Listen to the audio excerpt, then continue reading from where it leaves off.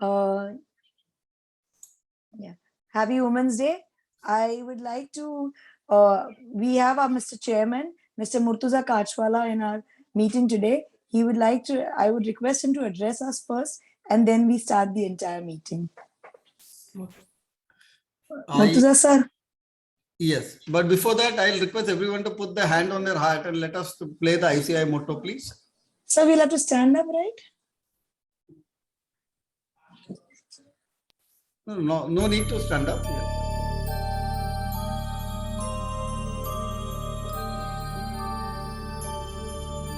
Ya esha supteshu jagrati Ya esha supteshu jagrati Kamam kamam kamam kamam Pursho Nirmimanaha Tadeva Shukram Tada Brahma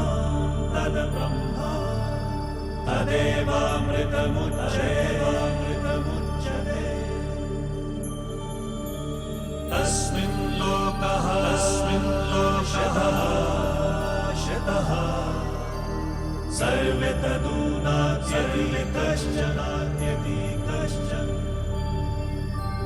Etadvaita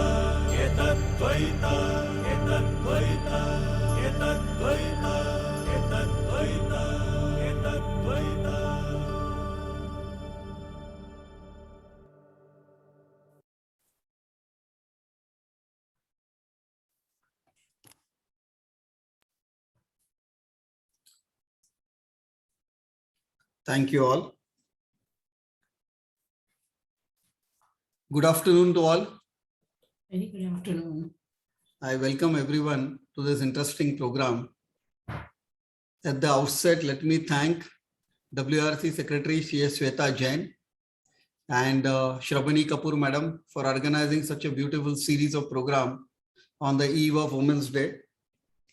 And let me also wish all of you a belated Happy Women's Day again. The programs are continuing. So till the programs on continue, we'll keep on wishing. We have good participation today. And see, actually, like again, when we look at the United Nations has come up with various criteria or goals for sustainability. And one of them is general neutrality, along with the others like climate change and so many others. And here, like, it is interesting to see that so many women are really in the driving seat. And whether we talk about from the corporate world to education or to entrepreneurship also now, so many of them are there in various different leadership position. And we want to encourage more and more the women to take that leap and get into that league. And hence, here we have today 4 of the panelists.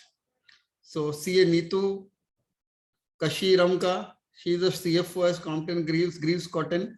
Then CA Pinky Mehta, CFO at Aditya Birla Group. CA Jyoti Dua, CFO of GAIL Gas Limited. And so all of them and the panelists, CA Shubhangi Sonam, CFO of LIC, and even the moderator, I welcome all of you. And I'm sure with like your insights, people will learn and they will be motivated to take the next leap and get to that level. At WIRC this year, we are planning a lot of programs in such a way that we on many topics we used to normally do a 2 hours, 3 hours session. Now we want to move away from those 2 hours, 3 hours session and go towards a little more of a refresher type of thing for 20 to 30 minutes, where people get a little more detail on a subject when we pick up. Also, we want to bring about case studies, and we also want people to come and share their experience in terms of how do they get those assignments. So for small and medium practitioner also it becomes easy. so that they can try and maximize the revenue by getting into different areas of practice. For large corporates, it will become easy because they will get enough options of practicing firms who will be able to deliver that work. And at WRC, we also want to become a bridge between, like say, firms or organizations who are looking for people on part-time basis for special assignment or during the surge. And there are like retired people or women who are at home and who are looking for assignments or work from home and part-time basis. So a bridge between these two, also a bridge between people who are looking for job and corporates who are looking to hire, and also a bridge between firms who want to outsource work and smaller firms who are looking for picking up assignments across the length and breadth of the region. So we are looking at this also to become a bridge, try to empower people by encouraging them into newer areas of practice. And the last thing, we also want to touch upon and bring about like the IT tools, softwares, and even encourage people with like a little longer duration IT courses on analytics, automation, etc., so that people start knowing the tools and adopting them in the day-to-day life, and also help in implementing them with the clients, so that the client's work also becomes effective and efficient. So that is the plan this year, and we look forward to a lot of support from all of you. Without taking much time, let me wish happy learning to all of you today, and a big thank you to all the panelists and the facilitator and even coordinators, Rinkal, Shagufta, and Dr. C.A. Sangeeta Pandit. All of you, thank you very much for helping us in arranging all these programs and coordinating. Thank you, and over to you, Rinkal, again. Thank you, sir. Thank you very much. It seems that this is going to, I mean, I've been part of this 1 week series at placements and campus interviews.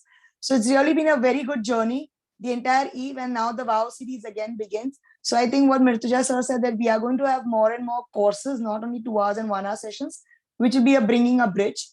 I would not waste much of a time, but I request now Archika Agarwal to let us know about these panelists and the speaker today. Yeah, very good evening, rather very good afternoon to all, and a very good afternoon to Chairman sir. Thank you for providing me this opportunity to introduce Ms. Dr. Sangeeta Pandit. So she's been a HOD Finance at Synonymous Institute of Management, and a professor and a corporate and faculty trainer. She works closely with various organizations for the cause of financial inclusion. She has been in the educational sector for 26 years and an independent director on various listed companies. And she's a much sought after corporate trainer. Besides this, she also conducts some regular sessions in hospitals with patients and their caregivers to cope with the emotional and financial trauma of life-threatening ailments. So with this, I welcome Dr. C.A. Sangeeta Pandit to the session and hand over the session to her for her further knowledge and this. Thank you, ma'am. Please. Thank you, Arika, ma'am. Ma'am, we you. welcome Sangeeta ji for this entire program. Yeah. Good evening. Yeah. Okay, so let me just give me a second. I'll just share my PPT.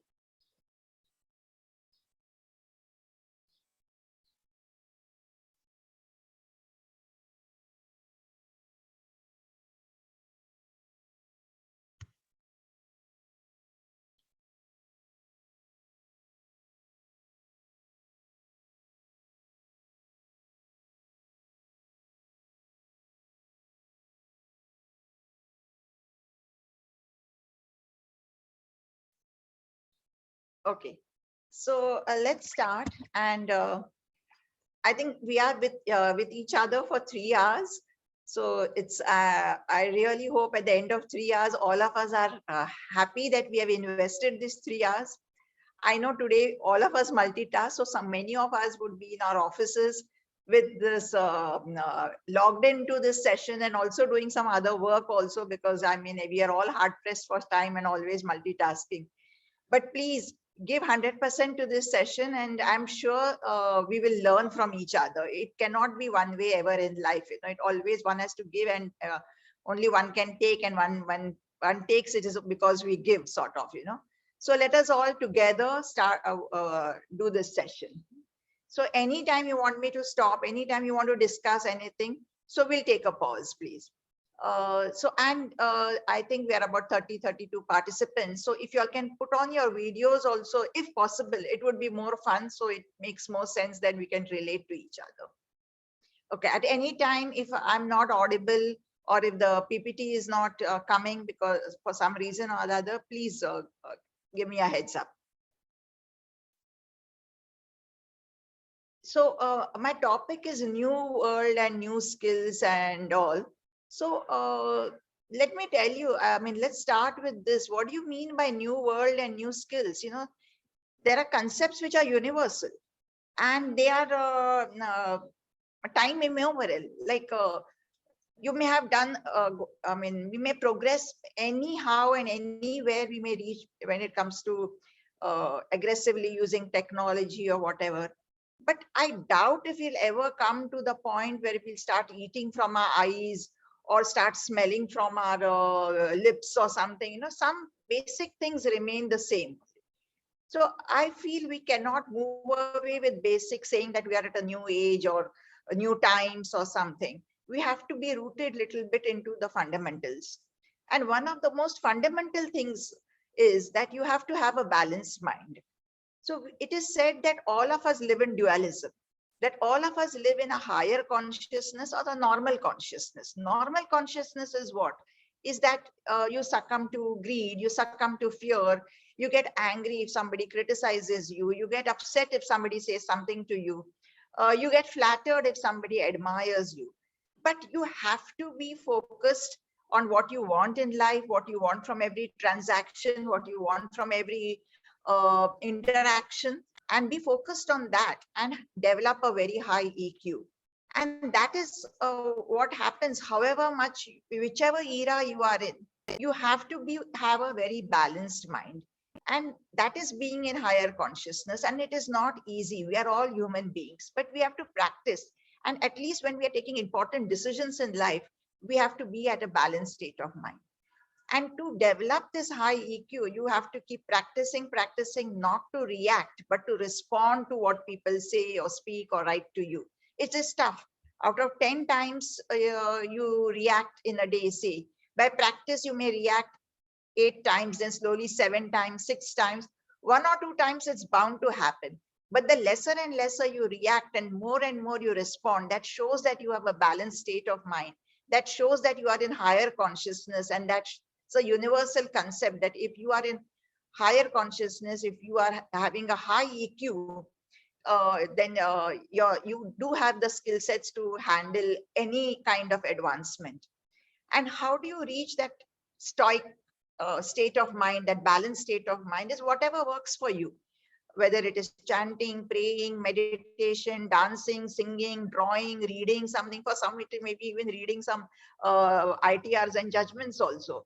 So whatever works for you, but you have to be calm and cool when you take important decisions in life. And another universal concept is you cannot handle or develop any skill sets if you don't know yourself. So you're unnecessarily developing skill sets because everybody around you is doing it, though you do not have the aptitude for it or do not have the competency for it. So we tend to go by herd mentality because we really don't know ourselves. And that is one of the toughest things. So I would say 2 tough things which I can think of is, one, being in a balanced state of mind.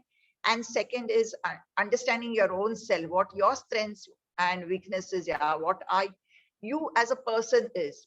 And always think long run. Very often we think it's, what will I get from this? Why should I do this? What it is in it for me? But you cannot see what it is in it for you today. It may be nothing for you from it today, but maybe 10 years down the line, something would be there for it. Like, I'm just sharing my story. I'm not showing off or anything. When I started training, I was ready to do it pro bono. I didn't care whether people paid me or didn't pay me. And now they're ready to pay me any amount. So, just don't think long run. Don't think in the short run what I'm going to get. And you cannot develop any skill set if you're not strong in your concept. And you have to be conceptually strong. And today you have all possible information on the internet. but that is information. And you surf, you Google, that visualization helps you to understand. You may even remember, but to really understand the concept. I'm an old timer. I do not know if it is true, if it works today, but gold standard textbooks really work. So just as you have gold, silver, and you invest in gold, silver, mutual funds, equity, you have to invest in the gold standard textbooks. And again, the textbooks have not changed. Financial markets is Saunders, corporate finance is Brayley's and Myers, valuation is Damodaran. These few textbooks you have at home and you keep referring to them. Okay, changes happen. So the laws get changed, the sections may change, but the basic theme remains the same. I mean, financial leverage is not going to change conceptually. I always in my training tell people, you close your eyes and remove your for a few minutes and remove your preconditioning, because believe it or not, we are preconditioned from childhood by our parents. What our parents thought of us, what did our parents think of us? Generally, it is an extension of themselves, but each person is unique. It's an individual. Like I know a friend of mine who was an excellent football player. He was very good. He was representing his club at Tardev and all, and he had won a lot of medals and all. And then when he joined college, a friend of his said, "Arey, look at your hands. You're a wicket. You have the hands of a wicket keeper." Saying, मैंने तो कभी cricket खेला ही नहीं है, मैं तो बचपन से फुटबॉल ही खेल रहा हूँ. अरे try sometime, try for the college team. So he did a little training, and then he played Ranji Trophy. He represented India in Test cricket. Till that level he reached. You know why? Because he was open to remove the preconditioning which was in his mind that he's a football player. He would have remained an ordinary football player. He reached a different level because he removed that preconditioning. I mean, all credit to our parents, because we are where we are because of them. But they have preconditioned us into believing in something we may not be. It could be. So you have to remove that preconditioning. Then when we go to college and all, we are so impressed with our friends. We want to be in that group. So we generally, why have you done CA? Usne, oh, sab log kar rahe, isliye main kar rahi hu na. That is the thing to do. So we are so preconditioned with what our friends are doing around us.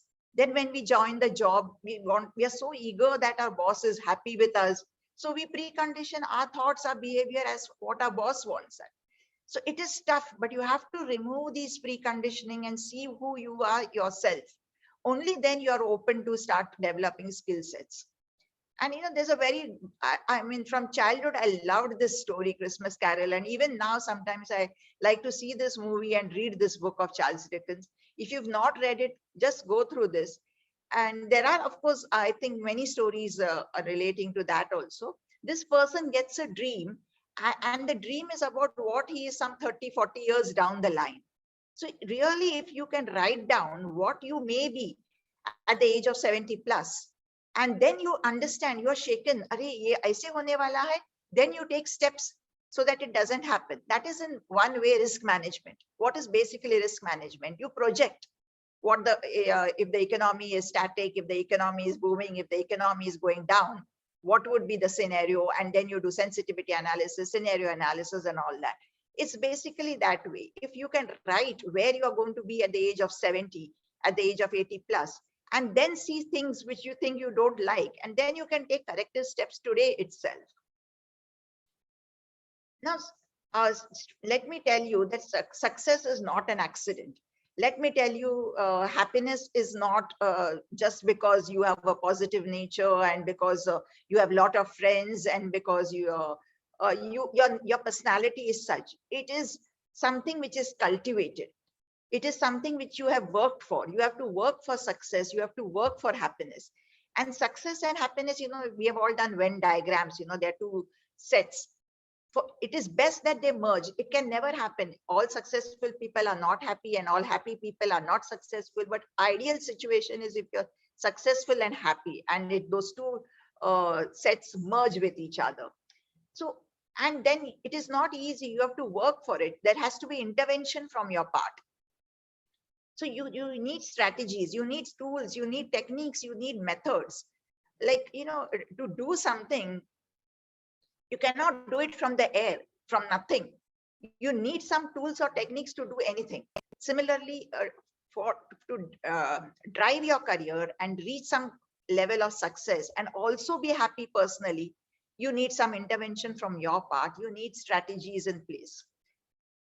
And you have to navigate your career. You are your own navigator. You may have role models, you may have mentors or anything, but ultimately the responsibility is yours. Then you cannot whine saying, नहीं नहीं उसने ऐसे बोला था, उसने मुझे गलत advice दिया, अरे नहीं उसने मुझे फोर्स किया ऐसे करने को. No, you are your own boss. You are the master of your fate. So you have to navigate yourself.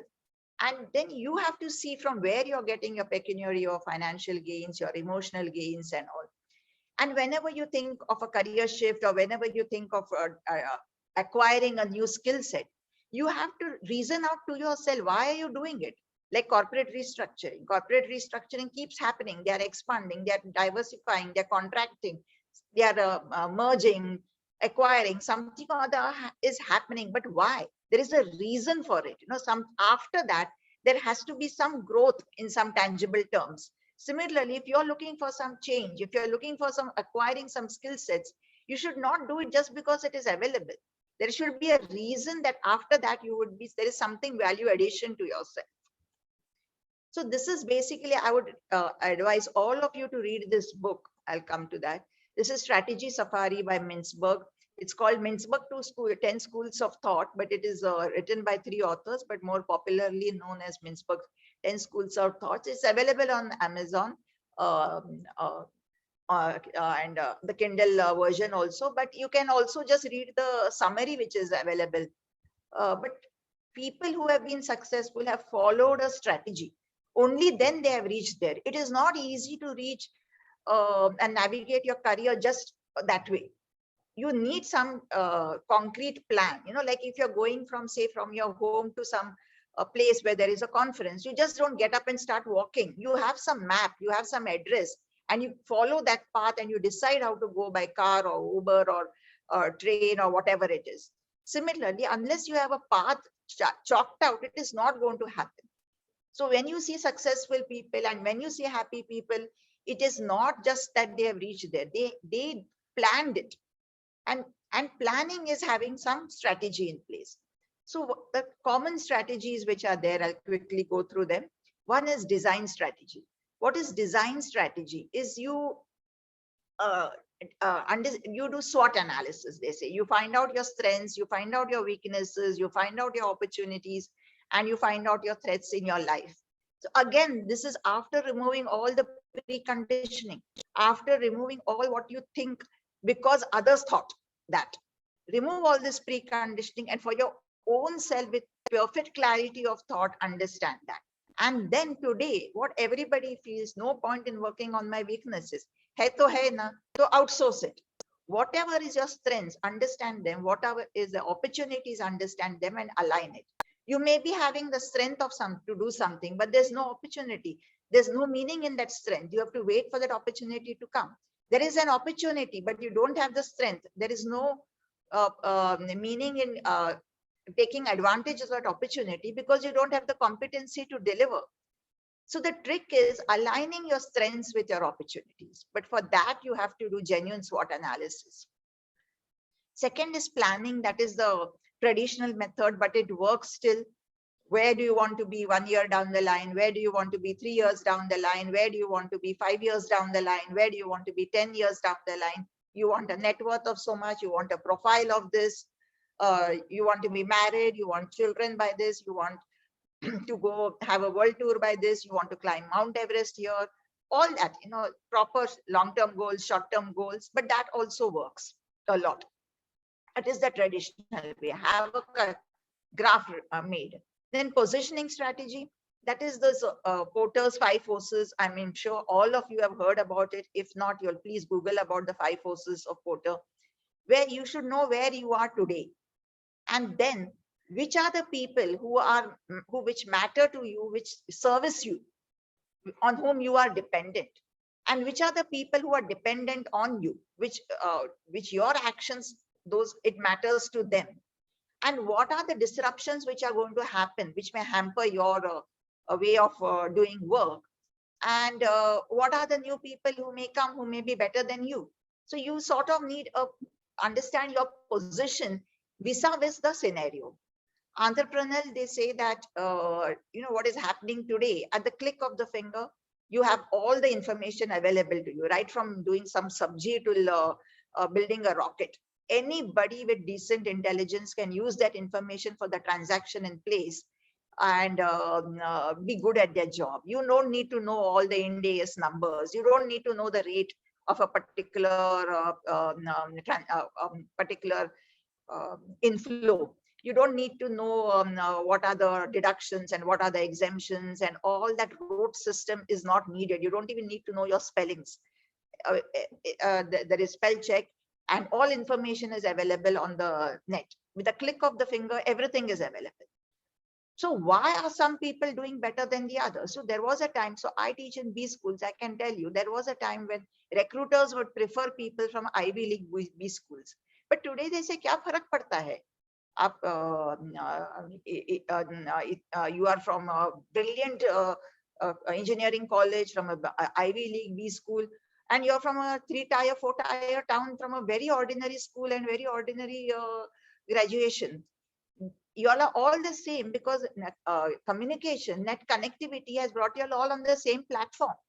So what distinguishes one from the other is the entrepreneurial ability, the ability to think differently, the ability to take leadership, not expect people to handhold you, to to be proactive and take decisions and do it and impact the bottom line of your organization. Because it is simple logic that if the organization is paying you 100 rupees, they want 110 at least from you. Otherwise, what is the point in paying you? And that comes only if you're entrepreneur. And cognitive, that is happening too much nowadays. People have realized the strength of psychology, the strength of mental motivation, the strength of, what is that feel good feeling you keep. So this soft skills development is happening, and people are getting work done more from people around them by being understanding human psychology. So one has to pause and see that one doesn't hurt others, which is that song, ek din mit jayega mati ke aur jag mein reh jayenge, something. It's a beautiful song that what remains at the end of the day is basically the sweet words that you have spoken to people around you, and made them feel good and made them feel productive. Then learning strategy is there. Of course, we all make mistakes. We learn from our mistakes, but best is to learn from others' mistakes. Others have made the mistakes. You shouldn't do those mistakes again. Power strategy is very much there. Subconsciously in organizations, some people become very powerful. Nobody has given them that power, but they become so powerful that nobody has the guts to question them. Aaj late kyun aaya? He or she is the king or queen. So you can have that power strategy also. Cultural strategy, it is a very slow strategy. You spread that culture, a positive culture in your organization, whatever be it, Of course, today you have organizations like McKinsey's and Monitor who do cultural audit. They find out what are the drivers which increase the productivity in an organization, and what are the negative drivers which are bringing down productivity. Like Google, Netflix, all these organizations, they're very, very conscious of that. In no way our culture should get diluted.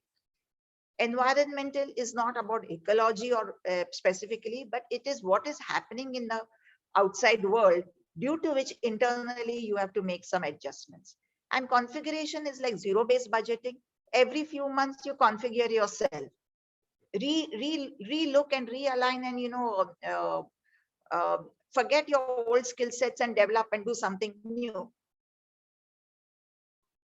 So this is this book I was explaining, I was referring to. Again, I would like to re-emphasize the point that, okay, new age, new skill sets and all that you may say, but you need to have certain bases before you develop, before you come to terms with the new age and new skill sets. There are some basic things which you need to have, and that is having high EQ, that is a balanced state of mind. And you have to know yourself, you remove your preconditioning, and have a strategy in place. Only then you can reach where you want to reach. Okay, now career. Career, actually the word career has come from the Latin word carus, which means chariot. Now, what is a chariot? It's a vehicle. It doesn't, it is a vehicle. It will run only if you make it run. You have to fill it with fuel and you have to make it run. Even if it's a Tesla type car, you have to put the map in that car. In Sanskrit, it is vyavasaya. It is said that karotu nama nitikyo vyavastha samista. It relates to exertion and energy. So you reach a certain position only if you exert yourself. You come out of your comfort zone. And energy, by energy, you mean that positivity, that passion. If it is not there, it will never happen. Now, growth, always, if you want to develop a new skill set, again, I'm repeating, if you want to do something differently, if you want to change your job or your profile or whatever, there should be growth. Only then there is meaning to it. Like the same example which I said, that in M&As, only if there is synergy you go in for M&As. And there is always a life cycle, like in portfolio management, you say, that you start your building your portfolio at a young age, say in your 20s and 30s, and that is called the accumulation phase, and you're building it very fast and all. Then you go when you're 50s, 60s, you are in, going steady, and you take less risks and all. And finally, you cross 70, 75. What are you going to do with your money? You're not going to take it with you up. So you start spending or gifting, keeping as much adequate for your old age. Till how much are you going to live? 120, 130 maximum, whatever. So similarly, your career is also, it's a cycle. No, it has to go up, it has to come down. So you can't, be trying to, when you are 70 plus. Of course, there have been many cases where people have taken off when they are 70 plus and entered a new career. But generally, you have to have that tempo, and a bigger tempo when you are young. And only then that will sustain you to do well in your middle age and old age. So these are some very good articles which I had collected.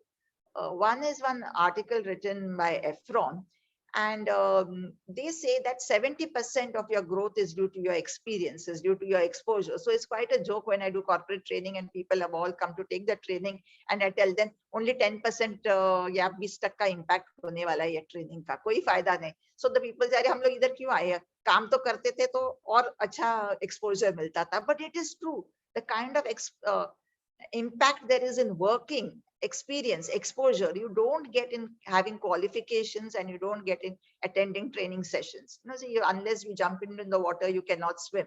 That is it. You have to not take every opportunity, go deep dive into it and try to understand it. And that kind of exposure, that kind of experience will make you a better and better in your profile, not only in hard skills, but in soft skills also.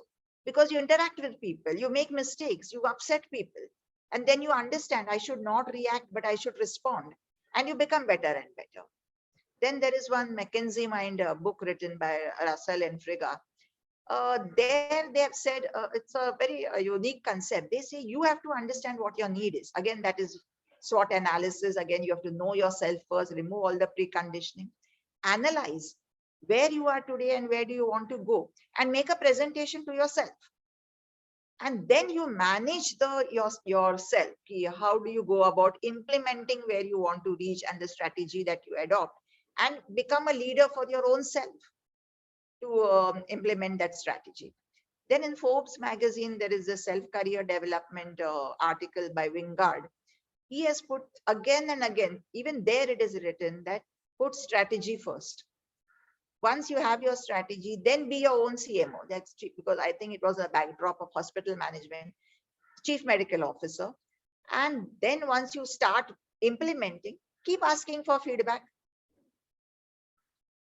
Then there is one model which is prepared by Johns Hopkins University. In their research, they realize that what people do, they write their goals first, and then they will try to achieve that goals. And they said, no, first you do your assessment. What are you? Where do you want to go and why? What are your likes, your dislikes, your aptitudes? And transfer pricing sab log kare, to mujhe bhi transfer pricing karna hai. It's so exciting. It is so good. There's so much scope in that. बहुत अच्छा लगता है. अरे लेकिन क्यों? You have to understand that. Then do research. Do research on the concepts, on the topics which excite you. And only then you make your decisions, set your goals, and then finally you take action. And of course, you have to read, adjust, because every 3-4 years, there is going to be some disruption or the other. And it is a continuous cycle. So I spoke to about 25 very, very successful chartered accountants who are today CEOs or principal partners in reputed firms, or very successful in entrepreneurs or practicing chartered accountants. And I discussed their careers with them, the skill sets which they feel they have helped them, have supported them, and all their responses I put in an Excel sheet. And believe it or not, there was a commonality to all their responses, though they were from different backgrounds, different profiles and everything. And I will share that with you. All of them at the start of their career, focus was not monetary return, but quality of experience. And the same thing which is reiterated what I had said before also, that 70% of your growth is due to experience. And choosing the first job was more of exploring oneself. And it was only in mid-career that they started stabilizing. And thus, there are, all said and done, there are certain professions, like, an IITian, right after he passes the last semester, he gets placement of 30-35 lakhs. Okay, but it remains there. The growth is not much. If you go to see 20 years down the line, 35 lakhs ka 50 lakhs ho jayega. Or udhar hi rahega. The start is very fast, but for chartered accountants, the start is very low. But the sky is the limit if you crack it. So mid-career, and what has happened in mid-career, there was some specific exposure that helped them. For everybody, it was a different kind of exposure, but some exposure which helped them. For somebody, it was international exposure. For somebody, it was the opportunity to work with new systems and processes. For somebody, they started leading teams and understood the importance of leadership and team building. Somebody started collaborating with other organizations. And for others, it was integrating the skills, bringing in tech people, bringing in engineers, and doing some project management. So it was some specific exposure that helped them. So that specific exposure was because of the opportunity that came to them. And they had the prudence to take that opportunity. And that's why I said you have to align the opportunities with your strengths, and that way it worked.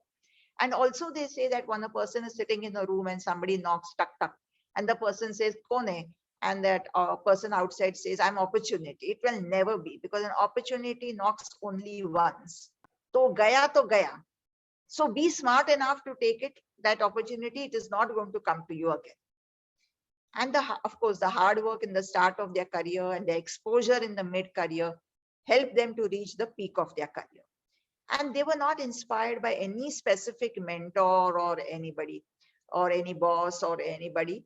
At every stage in their life, they had somebody who inspired them. So at every stage in your life, you will find your guardian angels if you're open to it. But they would be different. You cannot stick to one.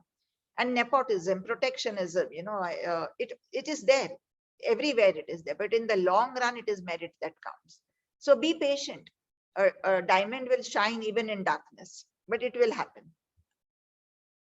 And then the skill sets they felt that helped them. One was adaptability. I mean, you can't be stiff and say that main aise nahi kar sakta hu. This is not as per my principles. Okay, as long as your value system is not shaken, as long as the basic fundamentals you don't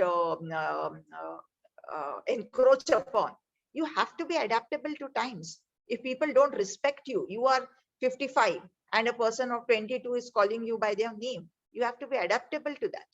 Because today what is happening in the offices, you have people of different generations working. You have baby boomers who are in their, say, 60s, who are very active.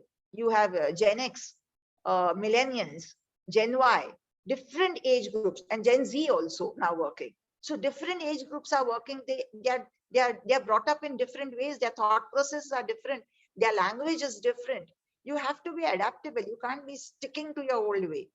Modesty, of course, you may be very good at something today, but tomorrow that skill set is not needed only. And analytical skills. By analytical skills, I don't mean that, all information you take and use statistical tools to analyze them. but basic logic you have to use. And today in corporations, they use a lot of neuroscience. They say that our brain is made up of 5 parts, and that one part is the analytical part, and how you use that analytical part more. You have the primal part, which due to which you react more and don't respond. But that is also needed at times. It is at times needed to be angry. But to what extent you use it? Or suppose some object is coming near you and you just move aside. That is your primal brain that you're using, that is needed. Then you have the heart brain, the limbic brain. This is neocortex brain, helps you to be analytical. So you can read a little bit about basics of neuroscience and understand how it is being used by people today to be analytical.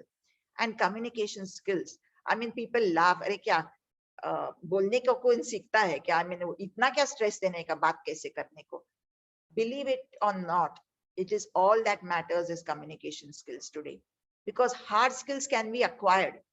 और एक button दबाओ आपके laptop keyboard पे, Google करो, सब कुछ information आ जाता है. Hard skills you can acquire, soft skills you cannot acquire. They have to be in, you have to work for it. It's very difficult to have a high EQ.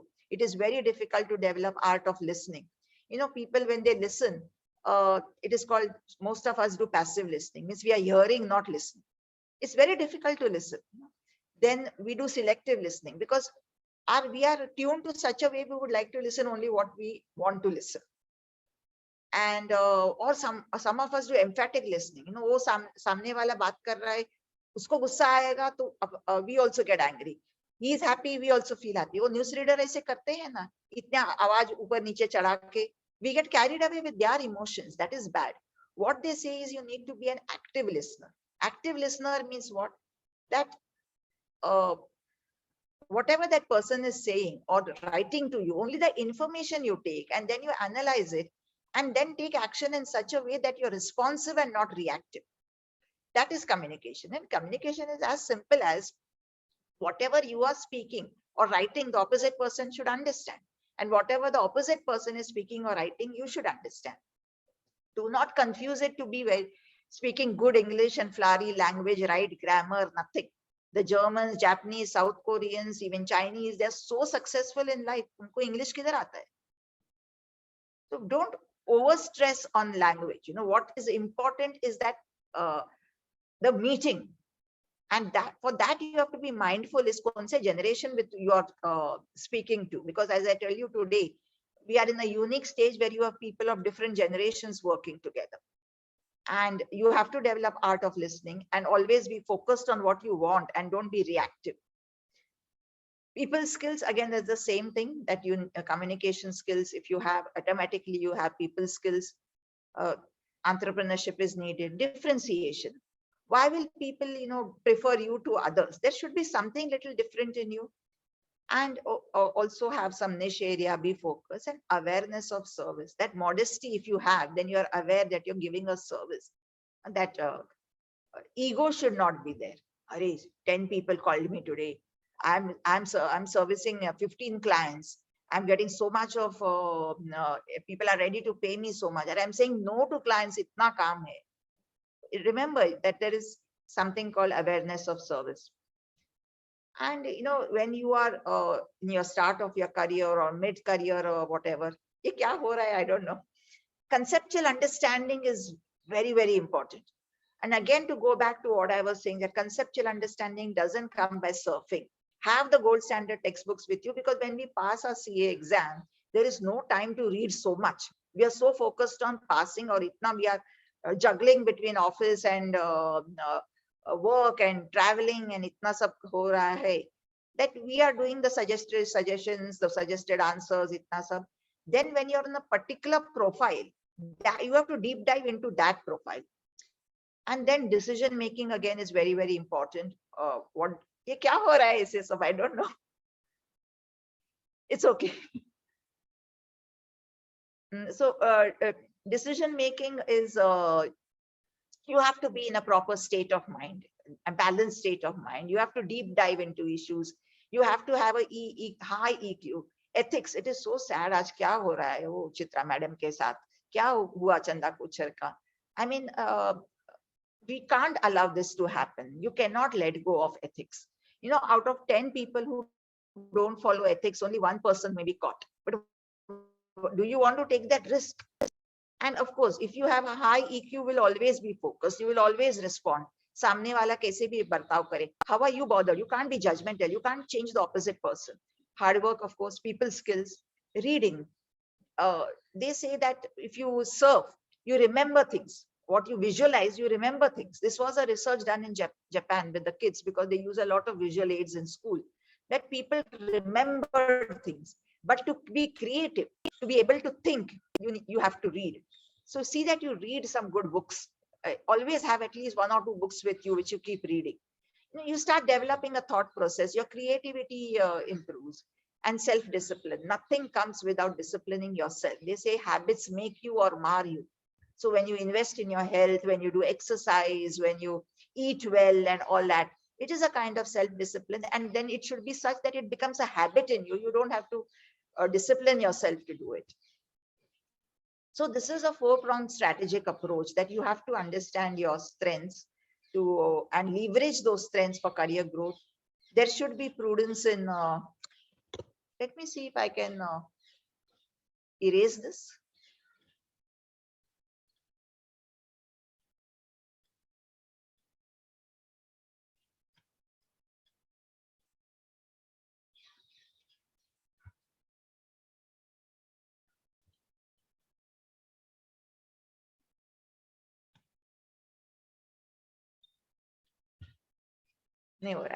Anyway, there should be prudence in decision making.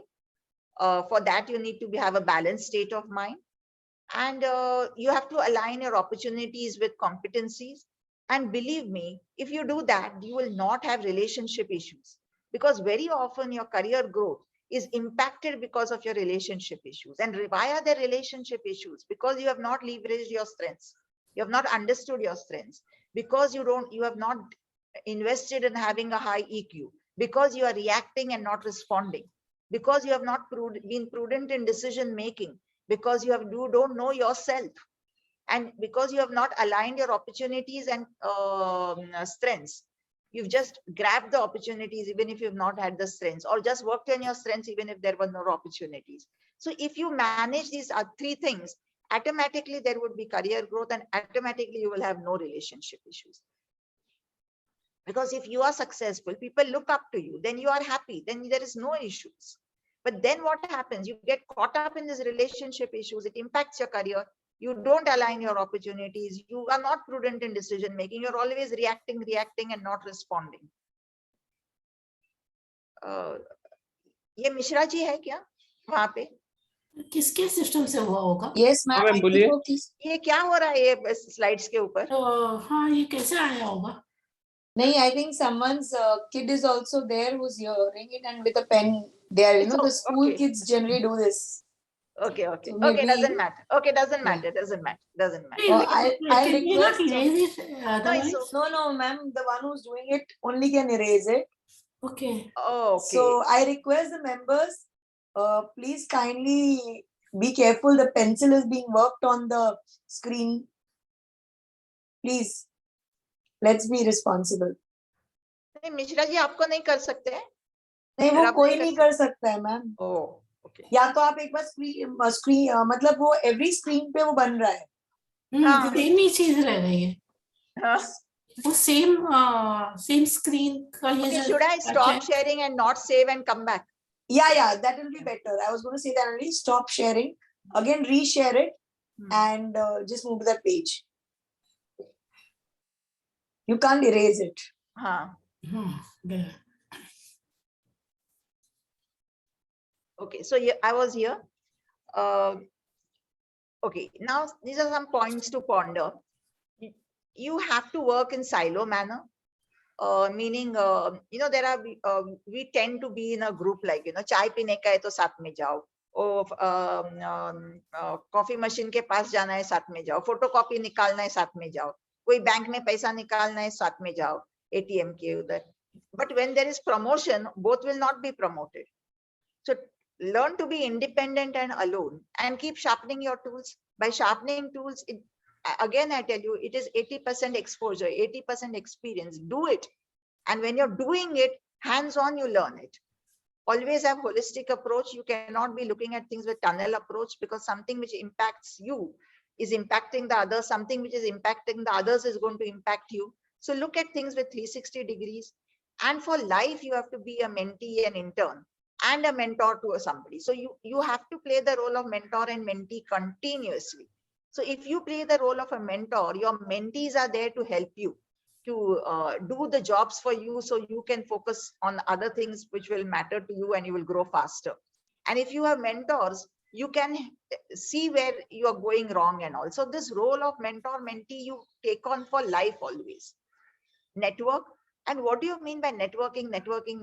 There are it's become now today the in thing that every conference will have a networking session. Having these likes and thumbs up and all these things on your LinkedIn and Facebook, it doesn't work. Network is genuine networking, like that empathy you should have for each other. Only then that is true networking. So, and networking again and again in life, I say, only if you give you can take, and you can take only if you give. It's a simple concept that you earn because you spend, and you spend to earn. It's that way. You can't just network for networking's sake. There has to be some concreteness in them. And ethics, I can't say less of it. My heart breaks to see what happens, with so many things happening in the newspapers. We can't do that, allow it to happen. We have to put our foot down. So they say, in organization, there may be, places where the purchase department is eating money, there is tax evasion, insider trading is happening. So you have whistleblowers policy and all. Do you have the strength to disclose all that? So you take the bull by the horns and quieten it. Or if you don't want to do that, you just escape between the horns.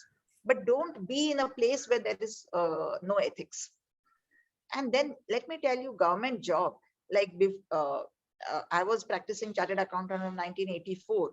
And somewhere in 2011, I retired and joined academics. And now I'm in a Synonymous Institute of Management, which is a government college.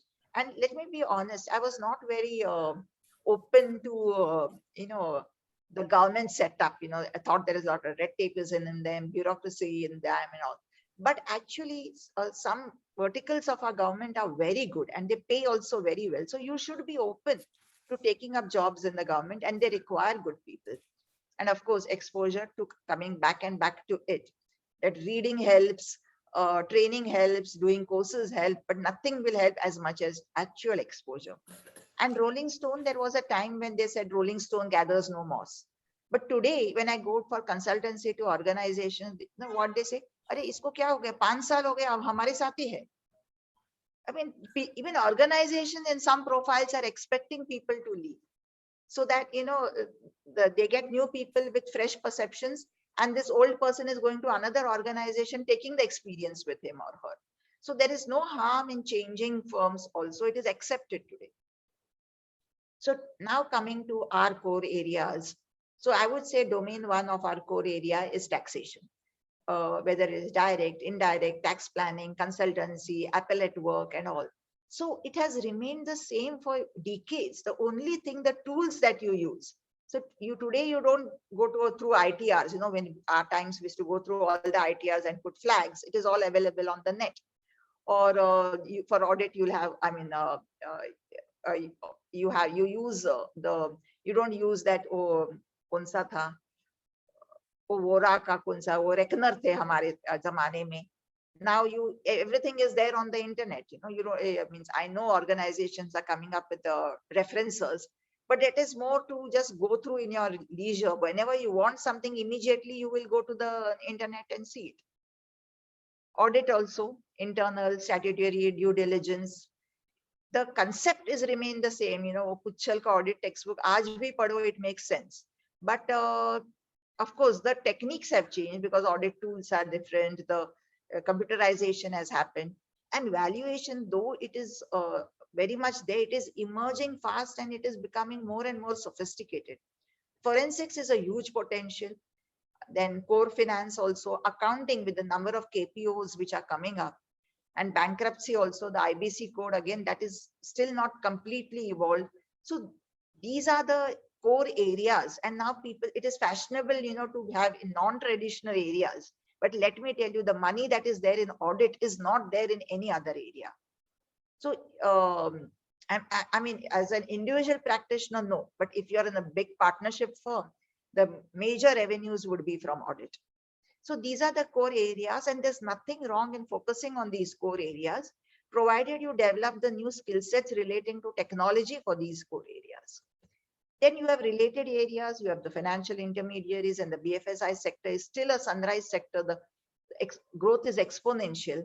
You can become enter the research area, Bloomberg, Reuters, where they write big reports. You can be an analyst.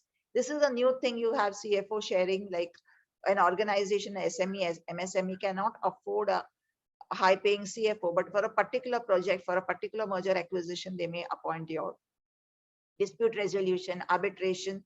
If you can do your law also along after you finished your CA online degree, NLS, which is one of the best law colleges of India, they have an online degree. Investment banking, where they look after IPOs and FPOs and all also, and also M&As. So these are related to our domain. And then you have total diversification. You may enter business with a related business, something to do with finance, or an unrelated one, a profession which is related, it may be unrelated and totally different. Like professions related, like I went into academics and I started teaching only finance subjects first, but slowly I've gone into unrelated topics also. Like, or it could be totally different, like, Raghuram Rajan, where he has reached, but he's basically an engineer. Ajit Ranade, for decades, he was the chief economic advisor of the Tata Group. He was basically an engineer. So you have to decide, I mean, you need to have a multidisciplinary approach. You cannot just be a master in one. You may be very good, I mean, you may focus on indirect tax, but you need to know a little bit of direct tax also. And then you try to understand whether you want to be a specialist or a generalist. Today, there are chartered accountants who do everything and everything, anything. That doesn't matter. There's nothing wrong in this or that, but you have to choose. What do you want to be, a specialist or a generalist? Technology you have to embrace, but doesn't mean you should know coding. You should know how to operate it. You should know how to read the results. Then you have to decide whether you want to be in industry, whether you want to be in practice. You can keep shifting every 10 years, 15 years, but it should be as per your roadmap, as per your strategy. Always be forward looking. Imagine what you will be 10 years down the line, and never do something for which you don't have an aptitude and just follow herd mentality. So if you relook today at things, internet connectivity has changed the entire scenario. So accept that everybody has information. When a client comes to you also, he has all the information about the issue that he or she is going to discuss with you. So be mindful of that. Smartphones again has changed everybody, the way we communicate. We are no longer sending emails also. We're just sending WhatsApp messages, forming groups, WhatsApp group, forming those Telegram groups and all, which is very much helping. Now, this is another very big thing which is happening, influencers. All of you may have read in the papers, one of the chartered accountants have this videos on, I think Rachna or something her name is, and she's got so many lakhs of viewers and earning big money. So these are influencers, which has become a totally new profession, that you put on videos and you have an impact on people. And because of that, how impactful you are, more and more people are watching your videos. And because more and more people are watching your videos, more and more ads you're being put on that video. And YouTube is earning from those ads. And then there is revenue sharing with you, and you start earning big money. So this has become a new skill set, being an influencer. Social entrepreneurship. See, India has a humongous population, and majority of our population is still, lower middle class or even poor. So this disparity, to meet this, there is untold opportunity in social entrepreneurship. Whatever you do will sell, as long as it is helping the marginally poor people or the poor people. Kishore Biyani understood this when he opened Big Bazaar, but of course he messed it up by taking too much debt. So social entrepreneurship is something, a new skill set you can easily develop. And they say you live your desired obituary. That suppose you die, what is your family members going to put about you in the newspaper, classified ad? So and so passed away, so and so touched so many lives, or so and so was very good at this. Something, the 2-3 lines the people write about you. So what is it that you want them to write about you? And that way you start working your life. And never go by herd mentality. It never works. Oh, kar raha hai isliye main karu. Sab log kar rahe hai isliye main karu. No. Each one is unique. Imagine our fingerprints are different. Imagine so many faces. Each face is different. So we are very, very unique. And if you see the history, though this is not, I think, a women specific session, means I think this is more generic for both for males and females. But still, to coming to this being a part of Women's Day, I would say that if you go to history, from hunting days, it was the man who used to go and hunt, and it was the women who used to be at home nurturing the children, caring for the children, and cooking. So it was just division of labor. It was just that man was physically made stronger, and so he started doing those jobs. Later on, what happened is that this tradition, it became a tradition. Though the jobs started becoming automated, and even women did not, even if they didn't have that strength, because by God has made women's body different from man's, but that tradition remained, that the man will do these jobs and the women will do at home nurturing and caring. So that mindset had to be changed, that the nature of jobs has changed, so that tradition has to change. So you have to change with times, and that took a lot of undoing. And people of my generation have worked hard for that undoing to happen. And so now your generation, it has become easier, but still it is tough. And it is easily possible if you have an high EQ, if you have good communication skills, that is, you always respond and don't react. Be focused. And of course, pandemic has changed our way of working. And let me tell you, we are never ever going to go back to the old model. Never. People have tasted, man eater has tasted blood, that is it. People have understood the comfort of working from home. Organizations have understood the savings in electricity and rent from making people work at home. So it will always be a hybrid model, and you can insist on it. There are certain jobs, of course, which cannot be done online. Then fine, but jobs which can be done online, why not? And have the leadership to convince wherever you are working that some jobs you will do online, some jobs would be offline. And modernization. When I was in college, we had a very interesting debate. Is modernization synonymous to Westernization? It is very true. We think being modern is being very Western, is speaking in English, dressing in a particular way, using the most expensive gadgets and all. That is not so. Let me tell you, I teach in US universities also. Our students are far more tech savvy than those students. So it is not being, I mean, we don't have to look at the West always. Modernization does not mean Westernization. You can be very, very Indian and still be extremely modern. And sisterhood helps. As while introducing me, they said I'm independent director in some companies. Let me tell you that before the meetings, after the meetings, it is like an old boys club. All these men come together and gossip and chat. But women don't have the time. They run away, or they come just on time because they are multitasking. But sisterhood helps. Always, support each other, talk to each other, be happy with each other. It helps. Just as men have done that. They have played golf together. They have remained after office and chatted together. Okay, today now we know we can do it online. So why not have Zoom meetings? Why not, have coffee together online also? Once in a way, meet somewhere in a cafe and bond with each other. The sisterhood helps. It helps. Let me tell you, with family, you have social status. They have your back. If you fall sick, if there is you are under depression, if there is some major issue in your life, they will stand by you. But your day-to-day happiness comes from your friends.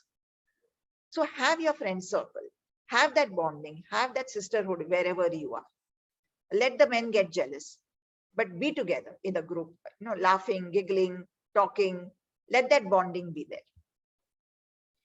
Always, a state of mind matters. So whatever skill set you develop, the state of mind matters. Always ask questions to yourself and challenge yourself to answer truthfully. Very often we are in self-denial because we have layers and layers of conditioning with us. So Be open to answer questions truthfully. Our views, perceptions, visions, dreams are a product of our conditioning by others. Every individual is unique. Decision and state of mind is the thing. You have to understand that you have to take decisions when your state of mind is balanced, it is stoic and all. So this I call is, we all have done point of incidence.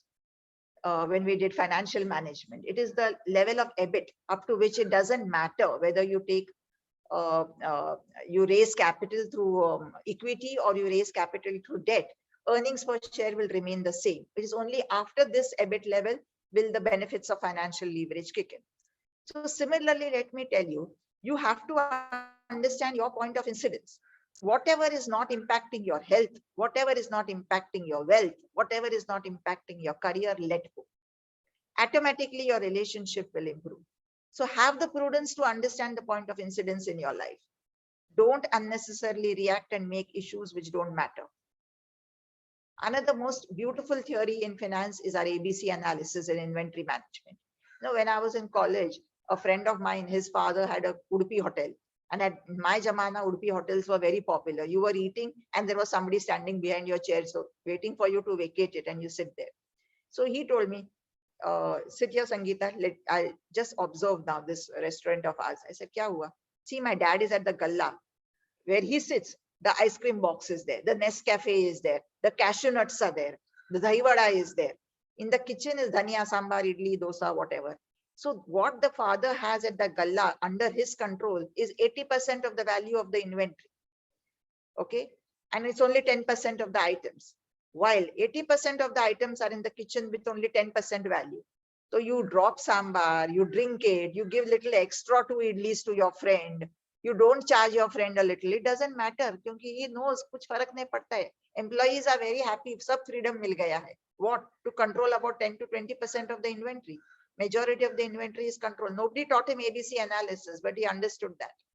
Similarly, in our life, let me tell you, believe it or not, 80% of the things that matter are only about 5 to 10% of the issues.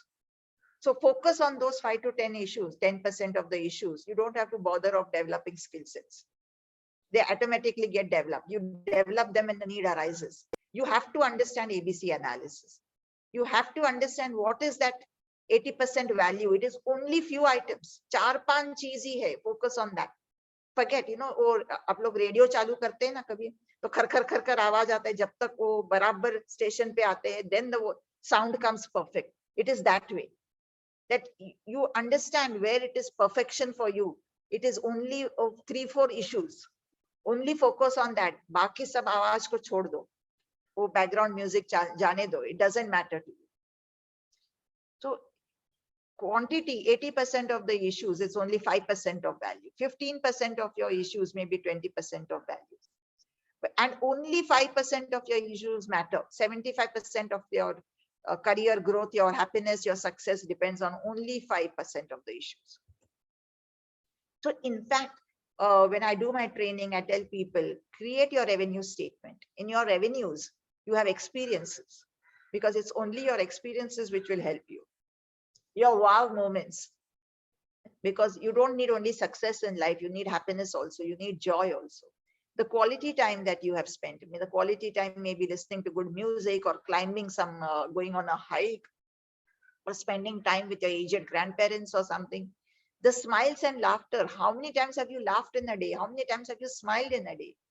And expenditures, you have to spend to earn that revenue. So whatever your non-financial resources, your financial resources, and that is the difference you transfer to your net worth. So your assets could be your helpful habits. As I said, you have to self-discipline yourself. And habit is something like, you get up in the morning and read the newspaper. It is a habit. You can't start your day without reading the newspaper, or you can't end your day without reading the newspaper. That is a habit. Or a habit is you go for a walk for 45 minutes. It is a habit you cannot do without it. So you have to have habits with you. Qualifications. Okay, 20 to 10% of your career growth depends on your qualifications, but you do need your qualifications. You may be a chartered accountant, which is an amazing qualification, but you need your DISA, CISA, other qualifications, forensic. ICA has also come up with an amazing course, DMBF, Diploma in Management and Business Finance, which teaches you management skills also. So keep adding to your qualifications. Strong relationships, you cannot do away with that. And strong relationship is having high EQ and having good listening ability. Skill sets, of course, adaptability, ability to always respond and not react, having a balanced state of mind, good health, of course, I mean, that is linked to helpful habits, positive emotions. And tell me, positive emotions don't come automatically. They have to be developed. They have to be, you have to be train your mind to do it. And purpose, without purpose, there is no meaning. You can't be driving a car without the destination. You have to have a purpose. So you have to set somewhere where you want to go. And then wrong habits, these could be your liabilities. Gutka kha rahe, I mean, habit of giving bad words. It will come back to haunt to you. Lack of skill sets. I mean, you don't read good textbooks. You're not conceptually strong. You're everything in a hurry burry. Negative emotions because you're always reacting and not responding. Health issues there because you're working 24/7 doing screen time and no time to walk or do any exercise. No goals. I mean, life just happened. हो गया CA, काम कर रहे हैं, लेकिन कुछ क्यों कर रहे हैं, कहाँ जाना है, कहाँ पहुंचना है, कुछ गोल नहीं है. Other liabilities, and that difference is your net worth. No? So these are the games which we play in V school. Who is your role model? Abhi, suppose Amitabh Bachchan is your role model. So why is he your role model? अरे उसका आवाज बहुत अच्छा है. तो आपका भी आवाज अच्छा करो. Do voice modulation. Read and record it and find where you have to go high, where you have to go low. Do proper role modulation. Somebody says that this Indira Gandhi is my role model. Why is Indira Gandhi your role model? She took what decisions? She won a war. So be decisive. So put that into your character. That be nimble, be fast, take the prudent decisions, take the right decision.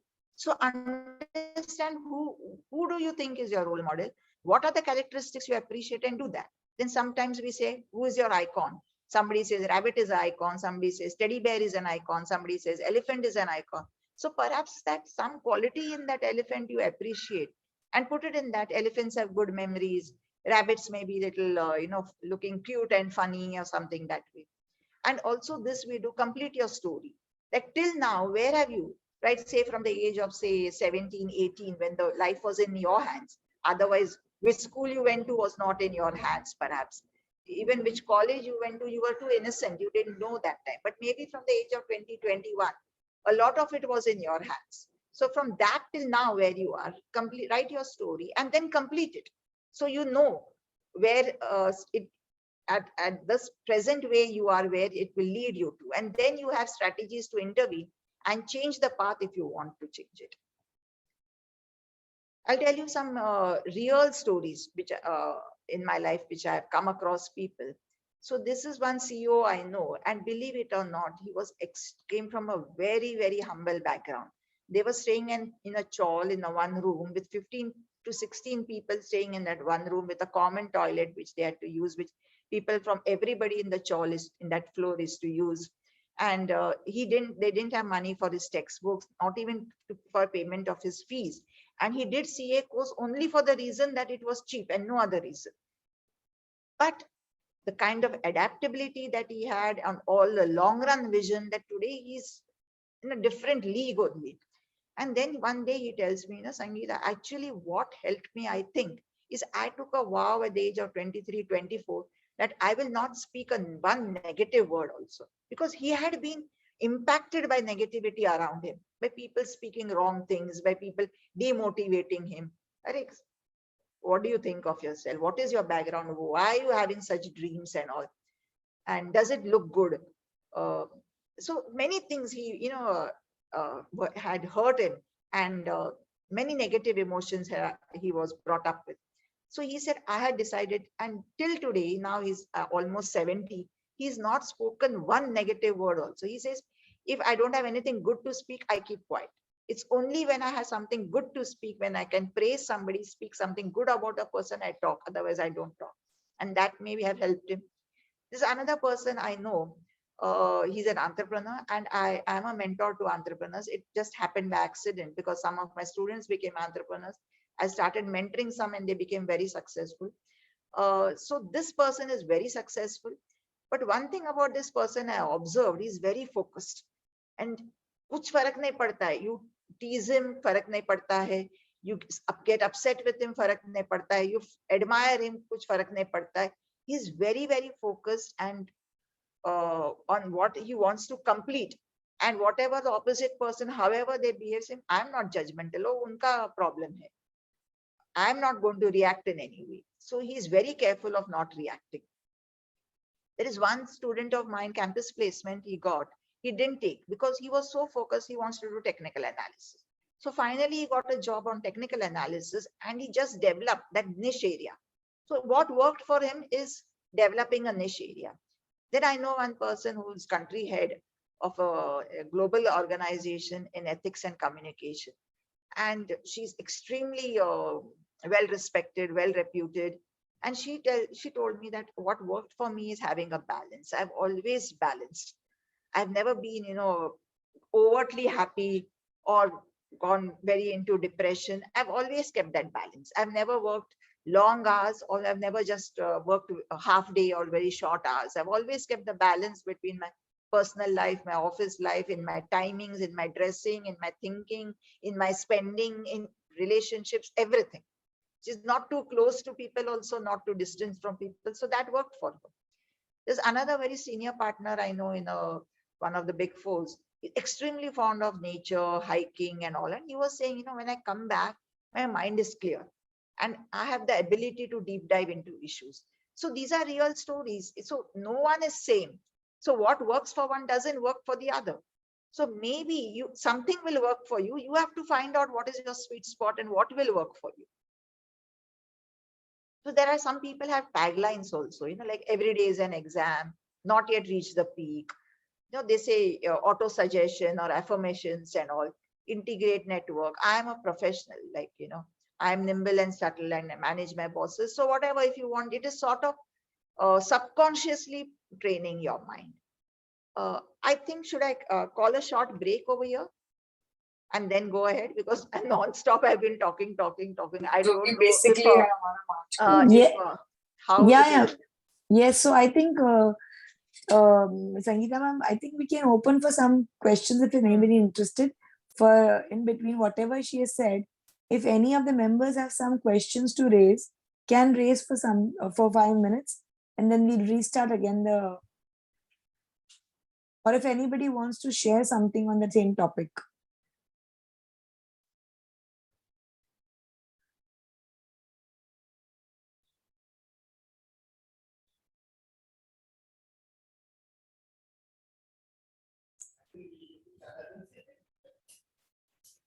Madam's I would- flow was superb. It's like she's explaining the concept right from the basic, and that flow is continuous. So I think that's why the questions are not coming. No, but let me go back to the slides till what I have done. So if somebody can share their experiences, maybe over here, which domain you are in. Are you happy? Do you think you need to develop any skill sets in this domain? Are you in this domain? Do you want to change, or do you want to go back be here? Or are you thinking of doing something different? Do you think that you need to reskill yourself? So if somebody can share, or also what they are doing, so we get an idea, because as I said, you learn a lot from each other. That is true, very true, I Sangeeta. agree. Like for example, I will share my story only. I'm my main domain. No, we lost you, Wrinkle Man. It's on Yeah, mute. now can you hear me? Yeah. So my main domain was taxation and internal audits. And post my second daughter, and then I stopped my internal audit, and I thought I would do something different. I'm still practicing and I'm still doing taxation, but I went on for learning different type of therapies and counselings and soft skills trainings, and I'm doing diploma courses and that. So that also helps me with this profession of mine. So I feel diversification and always learning new things and new skills really helps a lot.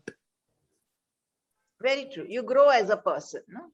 Yes, you grow as a person. You not only understand your client also, but you understand what you're working. So you enjoy your working.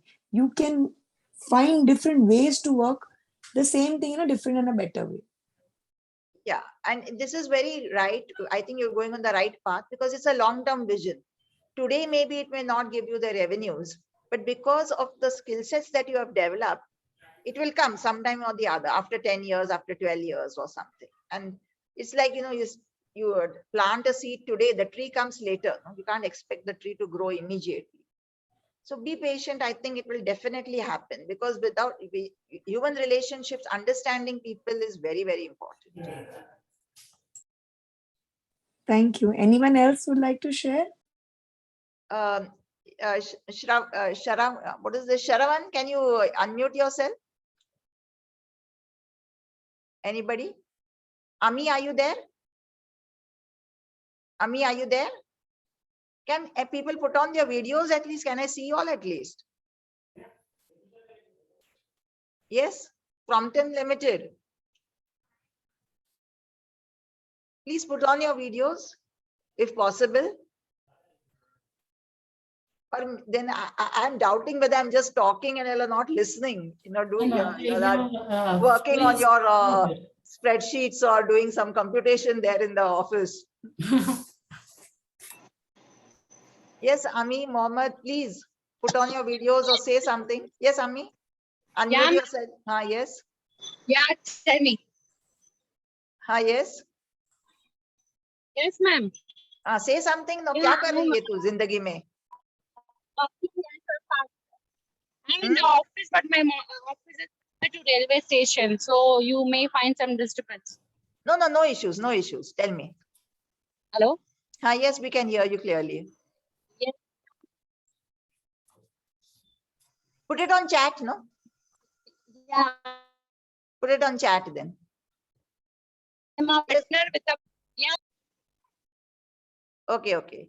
Mrunalini, are you there?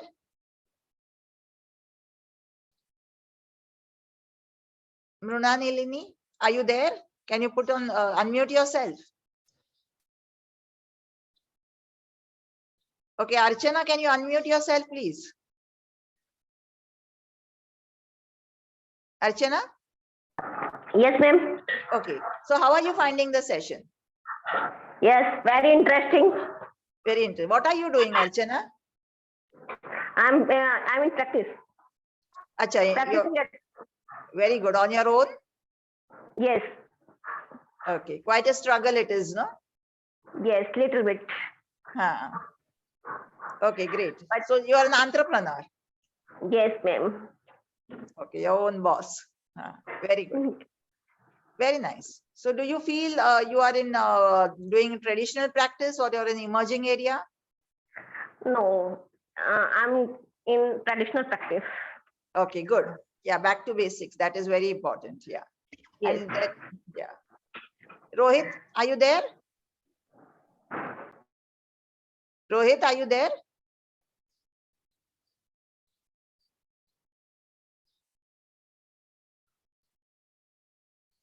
Okay. So I'll just go to sharing my screen again.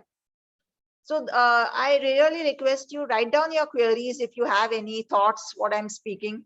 Let's have a little more interaction. Only then there is some meaning. No, you will remember that. If you have participated, you will remember something and take home something.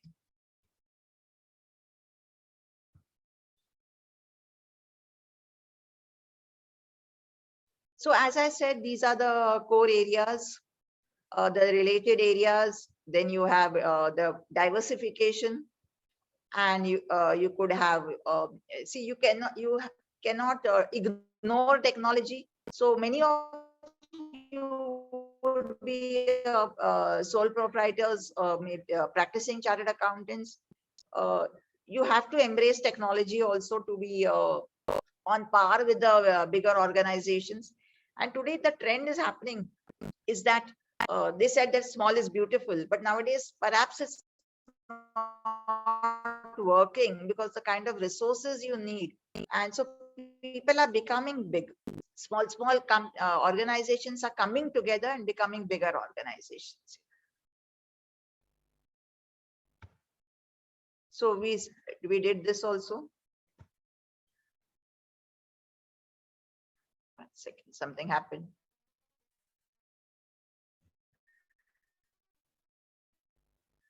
We are done with this slide also.